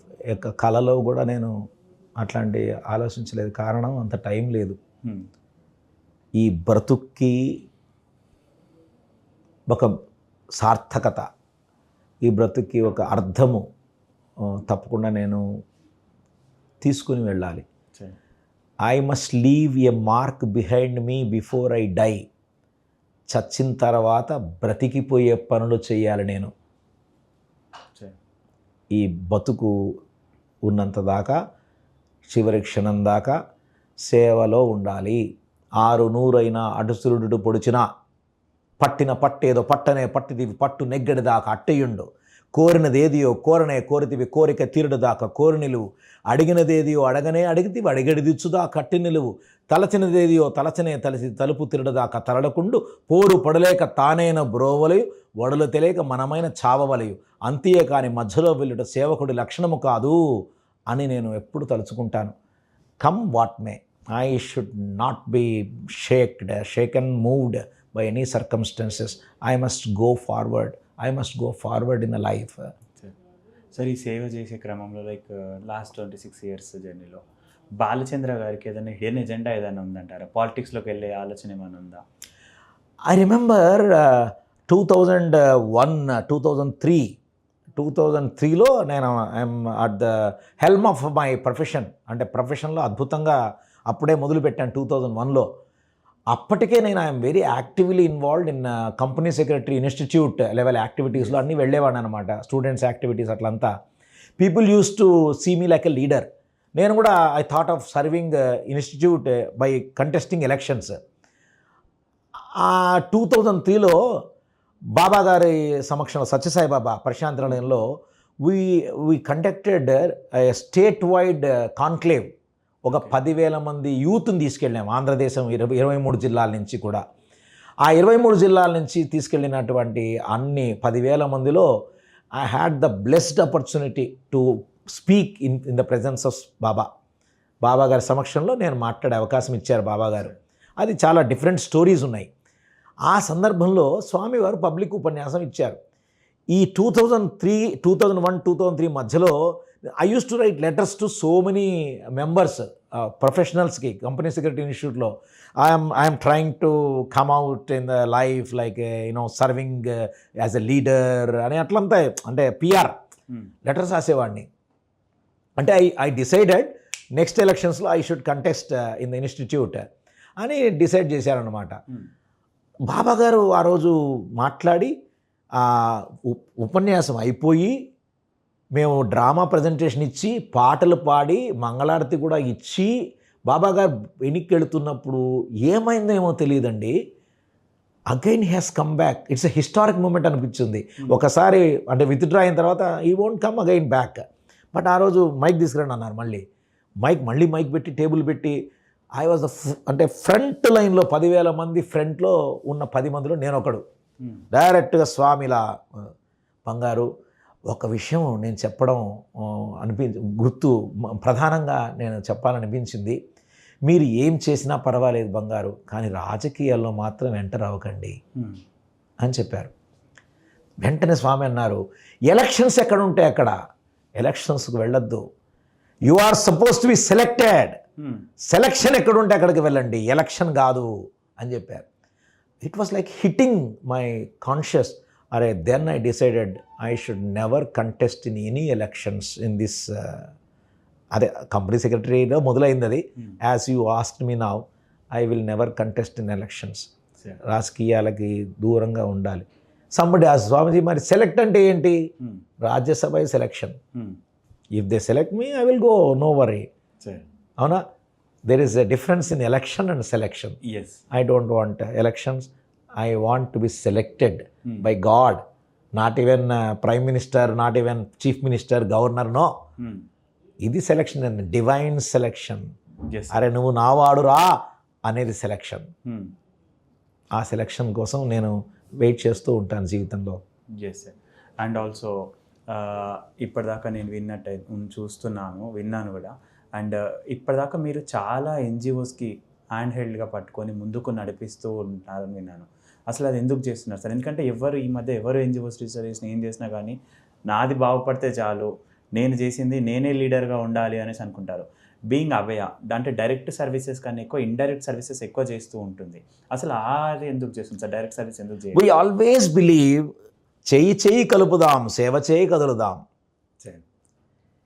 చెయ్యి కలపడానికి మనం ఏదైనా రాజకీయ పార్టీలో మనం ఏదన్నా కలపకూడదు అనడానికి ఎందుకు మనం అన్ని చోట్ల మనమే ఎందుకు ఉండాలి? Why should we have chapters in each state? ఎవడో కూడా ఆల్రెడీ ఉంటారు కదా, వాళ్ళతో పనిచేద్దాం. నా లిమిటేషను వాడి దగ్గర స్ట్రెంగ్త్ ఉండొచ్చు, వాడి స్ట్రెంగ్త్ లేనప్పుడు నా దగ్గర స్ట్రెంగ్త్ ఉండొచ్చు, వాడి లిమిటేషన్ నా దగ్గర స్ట్రెంగ్త్ ఉండొచ్చు. మనం అందరం కలిసి పనిచేయచ్చు కదా అనే ఆలోచన చాలా సందర్భాల్లో కలిసింది. ఇప్పటికీ గత 20 ఏళ్ళుగా ఎంత లేదన్నా 200 ఎన్జిఓస్తో పనిచేసే సౌభాగ్యం భగవంతుడు ఇచ్చాడు. మేము ఎప్పుడు దాన్ని అంటే వేరేగా అనుకోలేదు. కారణం ఏంటంటే ప్రతి చోట నేరే ముందు ఉండాలని అవసరం ఉందా? వాడు కూడా ముందుండి ఏమైంది? నాకు బాగా గుర్తుంది, రామకృష్ణ పరమహంస చివరి రోజుల్లో గొంతులో వ్రణం వచ్చి క్యాన్సర్ టైప్ ఆఫ్ ఇది ఆయనకి వచ్చి మాట్లాడలేని సందర్భం వచ్చిందట. అట్లా మంచం మీద ఉండేవాడట. నోట్లో భోజనం కూడా వెళ్ళేది కాదట, అంటే మెతుకులు బయటకు వచ్చేదట. ఈ was like very very pained some time and it was recorded in that way. I heard in that way. వారు అమ్మవారి దగ్గరికి వెళ్ళి ప్రార్థన చేసేవాళ్ళట. అమ్మా అట్లా అంటే చిన్నప్పుడు విన్నా నేను ఇది. అప్పుడు అమ్మవారు ఆయనకు ఏమిటి నీ ప్రాబ్లం అంటే అట్లంటే, ఏం తొందర లేదు రామకృష్ణ, నేను కోట్ల మంది గొంతుకులతో తింటున్నానులే, నీ ఒక్క గొంతుతో తినకపోతే ఏమైంది అని చెప్పిందట అమ్మవారు. You understand? అంటే ఐఎమ్ దేర్ ఇన్ ఎవ్రీబడి. నిజంగా ఆ సూత్రాన్ని ఇక్కడ మనం తీసుకుంటే ప్రతి ఎన్జిఓలో సహాయం జరుగుతోంది. కొన్ని ఎన్జిఓలకి వనరులు ఉండవు, కొన్ని ఎన్జిఓస్కి ఆలోచన ఉండదు, కొన్ని ఎన్జిఓస్కి ఆదర్శం ఉండదు, కొన్ని ఎన్జిఓస్కి సాంకేతికత ఉండదు, కొన్ని ఎన్జిఓస్కి వాలంటీర్లు ఉండదు, కొన్ని ఎన్జిఓస్కి ఎట్లా పోవాలో తెలియదు, కొన్ని ఎన్జిఓస్కి ఏం చేయాలో తెలియదు. ఇలా ఆ ఎన్జిఓస్తో మనం ప్రయాణం చేసి వాడిలో ఉన్న వీక్నెస్ని మన స్ట్రెంగ్త్గా మార్చగలిగే స్థాయిలో పనిచేస్తే ఒక ఎన్జిఓ ద్వారా జీవితాంతం నెక్స్ట్ 10 ఏళ్ళు 20 ఏళ్ళు ఇంకో మంచి పని జరుగుతుందా లేదా? So this is the such spirit we are trying to do associating with NGOs. Sir, with the corporate experience, మీకున్న కార్పొరేట్ ఎక్స్పీరియన్స్తో కానివ్వండి, అలాగే సర్వీస్ సెక్టార్లో ఉన్న మీకు ఎక్స్పీరియన్స్తో కానీ, అసలు సిఎస్ఆర్ పాలసీస్ అనేది వచ్చాయి కదా, ఆ సిఎస్ఆర్ పాలసీస్ రావడం వల్ల ఏదైనా పాజిటివిటీ ఉందా సార్ సొసైటీకి? I must say thanks to the government of India. It was during 2013 when Congress government was there. Somehow everybody felt, agreed. Everybody agreed that they should have legislation for CSR. First time in the Indian corporate history, government 2% profitని పక్కన తీసి సమాజానికి హితం చేయమని చెప్పింది. We were very fortunate to hear and to spread the cause of CSR in the country in South India. Thereafter, we hosted 4 conclaves in Andhra, Telangana, Tamil Nadu, Karnataka. You know what? In overall, about 250 corporates were connected through that medium that time. 2013-14లో 2013లో ఇక్కడ మనం తెలంగాణలో ఫ్యాప్కీలో మనం ఏర్పాటు చేసిన కార్యక్రమానికి KTR was the chief guest. FAPCCI president was the guest of honour. చాలా పెద్ద వాళ్ళు వచ్చారు. అండ్ దెన్ తమిళనాడులో చేస్తే అప్పటి then governor of Tamil Nadu Konijeti Rosaiah garu was the chief guest and Ramakrishna mission chairman president was the guest of honour. And కర్ణాటకలో చూస్తే Padma Vibhushan doctor Venkatachalaiah, justice Venkatachalaiah garu chief guest. GMR was the guest of honour along with Senapati from Wipro. ఇలా సుమారు 200-300 మంది కార్పొరేట్స్కి మనం spread అయ్యాం. And నిజానికి ఈరోజు లెక్క చూస్తే 30-40 వేల కోట్ల రూపాయలు కార్పొరేట్ సోషల్ రెస్పాన్సిబిలిటీ కింద సమాజానికి వచ్చే అవకాశం ఉంది. There are about 40 lakhs of NGOs in the country. సరైన పద్ధతిలో వెళితే ఎంతో కొంత సమాజానికి తీసుకురాగలిగిన సామర్థ్యం ఉన్న NGOs చాలానే ఉన్నాయి. I'm seeing the result. I must be ever thankful. Abhaya foundation ద్వారా ఈ యొక్క లాస్ట్ 20 ఏళ్ళుగా కనీసం అంటే 100 నుంచి 200 corporates one time, full time, many times, couple of times, multiple times CSR funds ఇచ్చిన వాళ్ళు ఉన్నారు. అందులో మహారాజా పోషకులు ఈ సంస్థకి మేము గుర్తుపెట్టుకునే వాళ్ళు Euroflex, Regal Rexnord every year they are giving us 1 crore of rupees. And Continental Coffee Limited our Shriman Chella Rajendra Prasad garu personal level and corporate level they keep giving us. ఇలా సో మెనీ కంపెనీస్ అన్నమాట. చిన్న పెద్ద అన్ని కంపెనీలు కలిపితే ఎంత లేదన్నా 10-20 కంపెనీస్ అసోసియేట్ అవుతున్నాయి. అంటే CSR policy it's a boon for the community. ఇన్నాళ్ళు NGOs ఏం చెప్పేవాళ్ళు, మాకు డబ్బులు ఇచ్చేవాళ్ళు లేరు, మాకు డబ్బులు లేవు అనేవాళ్ళు. ఇప్పుడు ఆ పరిస్థితి లేదు. మంచి పని చేసేవాడికి ఖచ్చితంగా సమాజం చేయూతనందిస్తుంది. Forget about corporates. I must be thankful to the donors of Abhaya foundation. ఎప్పుడైతే CSR వచ్చిందో, అంటే CSR అంటే కార్పొరేట్ సోషల్ రెస్పాన్సిబిలిటీ అంటారు. For me CSR is not corporate social responsibility. ఒకసారి డీప్గా ఆలోచిస్తే ఇదంతా CSR లెవెల్లో పాలసీ వచ్చిందంటే దానికి కారణం చాలా ఉన్నాయి. ప్రధానంగా మొదటి CSR అంటే సిటిజన్స్ సోషల్ రెస్పాన్సిబిలిటీ. పౌరుడు బాగుంటే ఏమైనా చేస్తాడు. ఇదిగో ఈరోజు అభయ ఫౌండేషన్కి సుమారు 500 మంది అలాంటి పౌరులు 500 రూపాయల నుంచి 15,000, 20,000 ఇచ్చేటువంటి అద్భుతమైన డోనర్స్ ఉన్నారు. They are the citizens social responsibility. ఏమండి, next community social responsibility. CSR అంటే నెక్స్ట్ లెవెల్లో కమ్యూనిటీ సోషల్ రెస్పాన్సిబిలిటీ. ఎంతమంది NGOs అండి మేము we are able to associate. And ఈరోజు we decided that we should partner continuously అని చెప్పి తమిళనాడులో NDSO, కర్ణాటకలో యువశక్తి సేవా ఫౌండేషన్, తెలంగాణలో 100 Smiles చారిటీ ఫౌండేషన్, ఆంధ్రాలో నిస్వార్థ ఫౌండేషన్, ఇలా ప్రతి రాష్ట్రంలో ఒక్కొక్క NGOతో పర్మనెంట్గా మనం పనిచేసే ప్రయత్నం చేస్తున్నాం. Community social responsibility. Then corporate social responsibility మనం విన్నాం. దాని తర్వాత కంట్రీ సోషల్ రెస్పాన్సిబిలిటీ, దాని తర్వాత కాస్మిక్ సోషల్ రెస్పాన్సిబిలిటీ. ఈరోజు 4 కాలాల పాటు వర్షాలు పడాలన్నా, తర్వాత క్షామము లేకుండా క్షేమంగా ఉండాలన్నా, కరువు లేకుండా బరువు లేకుండా హ్యాపీగా ఉండాలన్నా ఎవరి ఇది ఉండాలి? బ్లెస్సింగ్స్. కాస్మిక్ సోషల్ రెస్పాన్సిబిలిటీ అంటే మనం పర్యావరణానికి చేస్తున్నదంతా మళ్ళీ వెనక్కి వస్తుంది మనకే. ఆ ప్రాఫిట్ ఊరికే ఉంచుకోదు. మనం మంచి చేస్తే మంచి ఫలితము, చెడ్డ చేస్తే చెడ్డ ఫలితము. ఎవరో కరోనా మహమ్మారి పాండమిక్ అన్నారు. పాండమిక్ కాదు, అమ్మవారు పోసింది అందరికీ. మోకాళ్ళ మీద వంగి నిలబెట్టింది అందరినీ. నా కొడకలారా సావాడిని మీరు చేసే ఈ పాడు పనులకి ప్రక్షాళన చేసి వెళ్ళింది. That is the responsibility, social responsibility, cosmic social responsibility. చెడ్డ చేస్తే చెడ్డ ఫలితము, మంచి చేస్తే మంచి ఫలితము. ఇలాగా I must say CSR is giving, providing us wonderful opportunities in this country. Sir, and also sir, ఇంకొక క్వశ్చన్, చిన్న క్వశ్చన్. మీరు చిన్నప్పటి నుంచి చూస్తుంటే మీకు కంప్లీట్లీ ఆర్ఎస్ఎస్ బ్యాక్గ్రౌండ్లో చదువుకున్నారు, ఆర్ఎస్ఎస్తో ఎక్కువ మమేకమై ఉన్నారు. అండ్ ఆల్సో ఇప్పుడు మిమ్మల్ని చూస్తే స్వామీజీ లాగా ఉన్నారు. And also me logo Abhaya foundation logo చూస్తే కూడా అక్కడ బాబా గారి లోగో కనిపిస్తుంది. అండ్ ఇది ఓన్లీ స్పెసిఫిక్గా ఎనీ క్యాస్ట్కి లేకపోతే రిలీజియన్ కోసమే స్టార్ట్ చేశారా? అండ్ బెనిఫిషరీస్ ఎలాంటి వాళ్ళు ఉన్నారు అభయ ఫౌండేషన్లో? మేము అభయ ఫౌండేషన్ మొదలు పెట్టినప్పుడే భయము మా కాన్సెప్ట్. భయము తొలగించే సంస్థగా ఉండాలి, అభయం ఇచ్చే సంస్థగా ఉండాలి. నీటికి కులం ఉందా? లేదు. ఆకాశానికి పందిరికి కులం ఉందా? వీళ్ళకే నేను నీడనిస్తాను ఏమైనా ఉందా?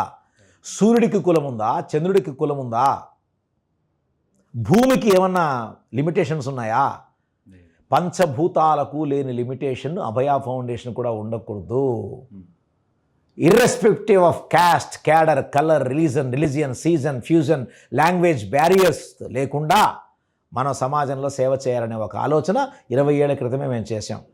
మీరు గమనిస్తే అభయ ఫౌండేషన్లో ఉన్నటువంటి అప్లికేషన్స్లో లేని కాలం ఏదైనా ఉంటుంది అంటే అది మీ కులమేది, మతమేది అని అడగం. ఎక్కడైనా చూసుకోండి. ఇక నా వేషభాషం అంటారా? అయ్యా నేను హిందువునండి, హిందువుగా జీవించడం నా ధర్మం కదా, అదే చేస్తున్నాను. మీరు అన్నారు అంటే నేను స్వామీజీ అన్నారు, చాలామంది స్వామీజీలు బొట్లు పెడతారే, మరి నేను పెట్టలేదే. ఎందుకు? ఐఎమ్ నాట్ మతవాది, మానవతావాది. నేను ఒక అనుభవం చెప్తాను. ఒక 5 years బ్యాక్ మేము ఈ యొక్క Abhaya foundation annual thanks giving ceremony చేస్తున్నాం, ఒక ఫంక్షన్ హాల్ చూస్తున్నాం.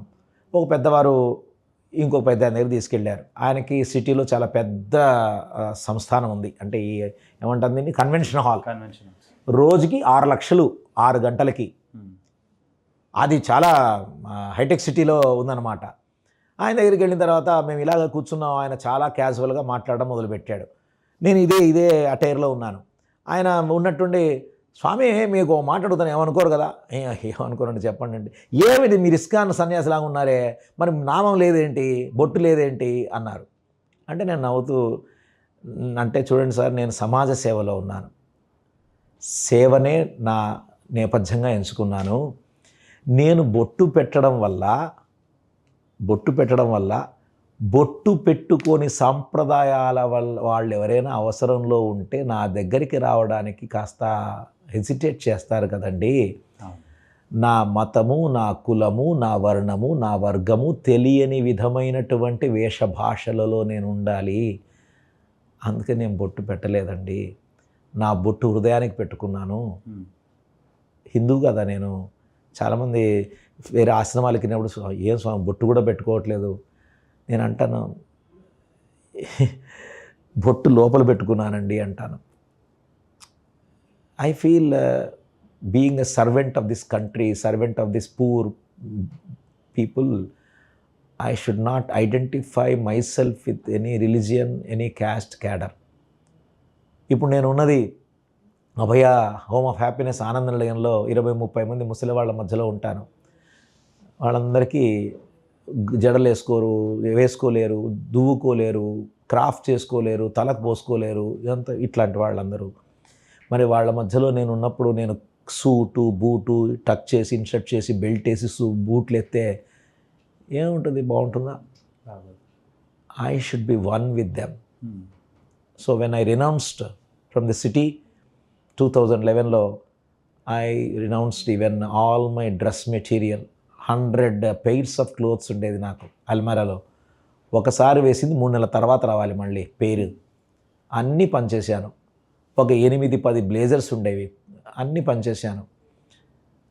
కట్టు బట్టలతో వెళ్ళాను. నేను కూడా ఒక బెగ్గర్ లాగా ఉండాలి.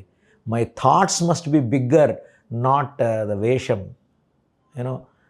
Then I felt I also started shaving my head.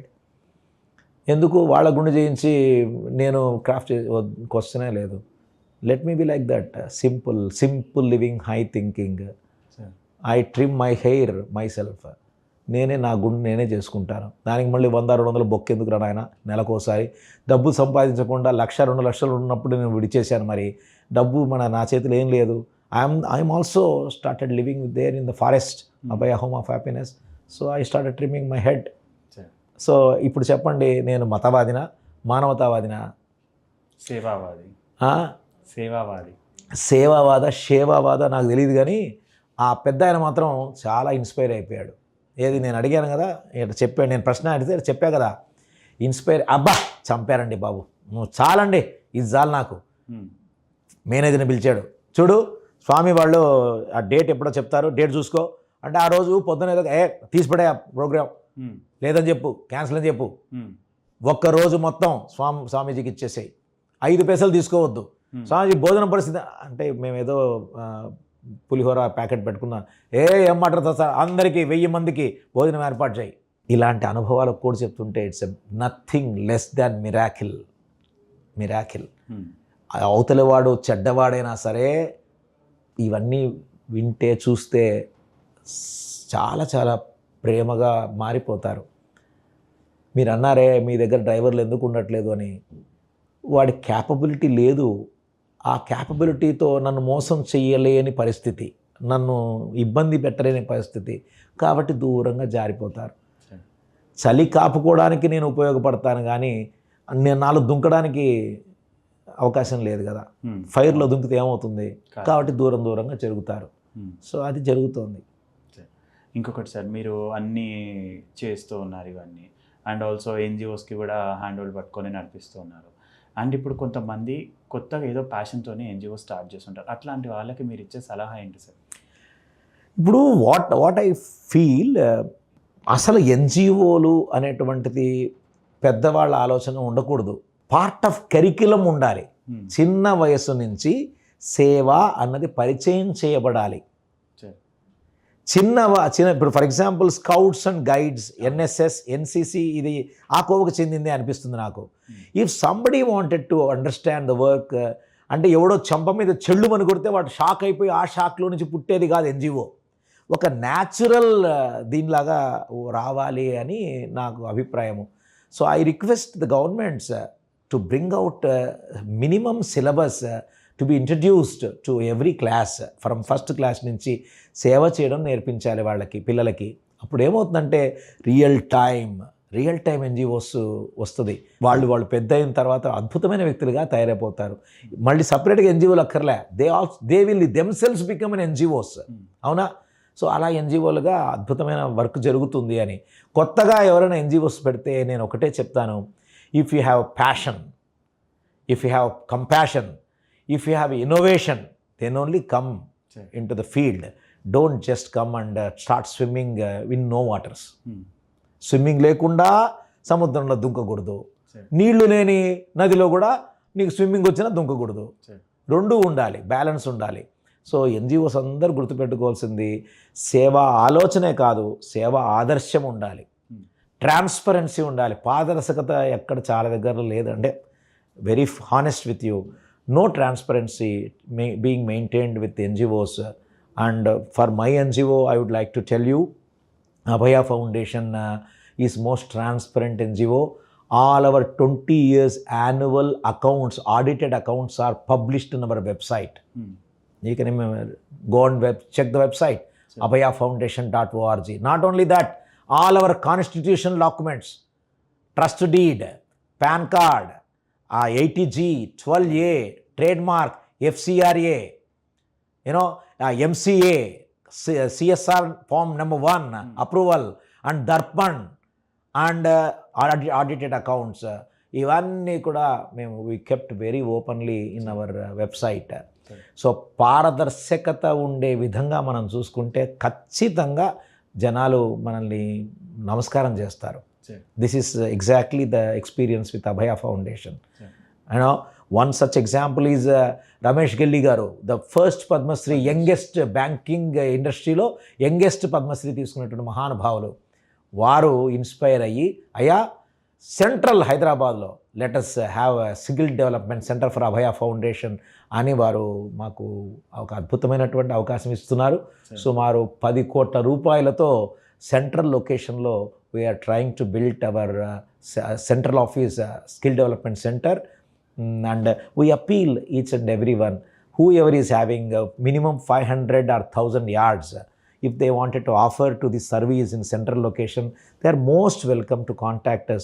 We are exploring the possibilities of buying a plug and operate type of infrastructure తీసుకోవాలనుకుంటున్నా. ఎవరైనా మంచి హృదయంతో ఈ యొక్క సంస్థకి ఎవరైనా ఇస్తే they will be most welcome to join us. And also if someone ఎవరికైనా ఇంట్రెస్ట్ ఉండి మీతో జాయిన్ అవ్వాలి అనుకుంటే in terms of monetary support చేయాలనుకున్నా లేకపోతే వాలంటరీ సపోర్ట్ చేయాలనుకున్నా ఎట్లా చేయొచ్చు sir? Abhaya Foundation at yahoo.com. Everyone is most welcome to connect us, and we have our WhatsApp number 9963002727. We have all the social media handles, Facebook, Twitter, Instagram, WhatsApp news channel, Facebook page, and our website. Our website will have scrolling on everyday basis, whatever is happening, including today, whatever we did today at the Charcha with a real leader and CSR now, CSR Summit, all these will be scrolling in our website. So all the people are most welcome. We fold our hands. We need volunteers. Yesterday ఏం జరిగింది తెలుసా? చిన్నజీరి స్వామీజీ drive చేస్తున్నారు vehicle. Drive చేస్తూ నా వైపు చూసి, బాలచంద్ర గారు మీకు డ్రైవింగ్ వచ్చా అని అడిగారండి. నేను కళ్ళను నీళ్ళు వచ్చాయి నాకు. రా స్వామి అన్న. నవ్వారు. స్వామి, నన్ను ఇలాంటి సంస్థల్ని డ్రైవ్ చేసేది మీరే స్వామి అని చెప్పారు. ఎంత నవ్వారంటే వారు అంత నవ్వారు. దెన్ ఈ ఆస్క్డ్, ఐ స్టార్టెడ్ టెల్లింగ్ స్వామి, ఇట్లా వీళ్ళందరినీ తీసుకొచ్చాను స్వామి, మేనేజరు, కేర్ టేకర్స్ అందరూ వచ్చారు స్వామి. ఈ పనులన్నీ ఎవరు చేస్తున్నారు మీ దగ్గర? మీకు స్టాఫ్ ఇంతేనా అని అడిగారు. అంటే స్వామి, స్టాఫ్ అసలు లేరు స్వామి, ఇదంతా వాలంటీర్స్ చేస్తున్నారా అన్నాను అనమాట. I felt so proud. అవును స్వామి, అభయ సంస్థలో 20 ఏళ్ళుగా చేస్తున్న ప్రతి కార్యక్రమం వెనక ఒకరో ఇద్దరో ముగ్గురో 10 మందో 20 మందో వాలంటీర్స్ ఉన్నారు స్వామి. వాలంటీర్స్ ద్వారానే జరుగుతుంది చెప్పాను నేను. I take this opportunity to remember all those volunteers, selfless volunteers. అసలు ఎంతెంత పని చేస్తున్నారు తెలుసా? ఒక మేనేజర్, అడ్మినిస్ట్రేటర్ లేడు ఈ సంస్థకి. ఒక ఆఫీస్ లేదు. మా కారేమో ఆఫీసు. ఇంకా ఆలోచించినది లగ్జరీనా లేక బర్డెనా? కార్లో ఆఫీసు. సో ఇలా డిఫరెంట్ థింగ్స్ జరుగుతూ ఉన్నాయి. అండ్ ఫైనల్గా మీరు మా వ్యూవర్స్కి ఏదైనా ఒక సందేశం ఇవ్వాలనుకుంటే ఒక చిన్న సందేశం చెప్పగలుగుతారా సార్? సందేశము ఇచ్చేంత గొప్పవాడినేం కాదు, కానీ అందరికీ ఒకటే మనం గుర్తుపెట్టుకోవాలి. సందేశము అదే గుర్తుపెట్టుకోండి. సమ్ అంటే పవిత్రము, దేశము అంటే మన కంట్రీ. ప్రతి ఒక్కడు పవిత్రమైన మనసుతో, పవిత్రమైన హృదయంతో, పవిత్రమైన దేహంతో, పవిత్రమైన చర్యలతో ఈ దేశం కోసం బతికే ప్రయత్నం చేద్దాము. స్వతంత్ర సమరాంగణములో ప్రాణాలు అర్పించే అవకాశం మనకు రాలేదు. కనీసం ఈ సమయంలో 75 ఏళ్ల స్వతంత్ర భారతదేశంలో ఈ దేశం కోసం బతికే అవకాశం వచ్చింది అని తలుచుకుందాం. బతికిన నాళ్ళు 10 మందికి మంచి పని చేద్దాం. నీ పెళ్ళాన్ని సరిగ్గా చూసుకున్నా మంచిదే. తండ్రి కనిపెంచిన తల్లిదండ్రిని చూసుకోవడం మంచిదే. కనిపెంచే పిల్లల్ని చూసుకోవడం మంచిదే. ఎన్నెన్ని సంఘటనలు జరుగుతున్నాయి చెప్పండి. ఈ దేశానికి ఇవ్వాల్సిన సందేశం ఏంటి? ఈ దేశం కోసం నేను ఏం చేస్తున్నాను, దేశం నాకేమిచ్చింది కాదు, దేశాన్ని నేనేం చేయగలను అనే ఆలోచన చేద్దాం. అప్పుడు మన దేశం పవిత్రమైన దేశంగా మారుతుంది. సందేశంగా మారిపోతుంది అని నేను చెప్పుకున్నాను. Sir, thank you sir. ఈరోజు మీరు మాతో గడిపిన ఈ క్షణాలు అండ్ మీరు మీ లైఫ్ జర్నీని అండ్ ఆల్సో మీ ఎక్స్పీరియన్స్ని మా ప్రేక్షకులతో షేర్ చేసినందుకు చాలా థ్యాంక్స్ సార్. మిమ్మల్ని చూస్తుంటే నాకు ఒక మూవింగ్ ఎన్సైక్లోపీడియా లాగా అనిపిస్తుంది. అంటే ఏ క్వశ్చన్ అడిగినా కానీ దానికి రిలేటెడ్గా మళ్ళీ ఇమీడియట్గా పాటల రూపంలో కానివ్వండి, అర్థమయ్యేలాగా జనాలకి చెప్పడం కానివ్వండి. అండ్ మీ సర్వీస్ని చూస్తే మీరు ఇంతకుముందు మీరు చెప్పినట్టు మీరు అల్లూరి సీతారామరాజు గారి జర్నీని ఏదైతే చూసి ఇన్స్పైర్ అయ్యి చేయాలనుకుంటున్నారో మాకు లైవ్గా ఒక అల్లూరి సీతారామరాజు గారే కనిపిస్తున్నట్టుగా ఉంది. అండ్ మీరు అనుకున్న ఆశయాలు అండ్ అవన్నీ జరగాలని అండ్ మీతో కూడా మేము నడుస్తామని చర్చా వేదిక లీడర్ కార్యక్రమం ద్వారా చెప్తున్నాం సార్. Thank you sir.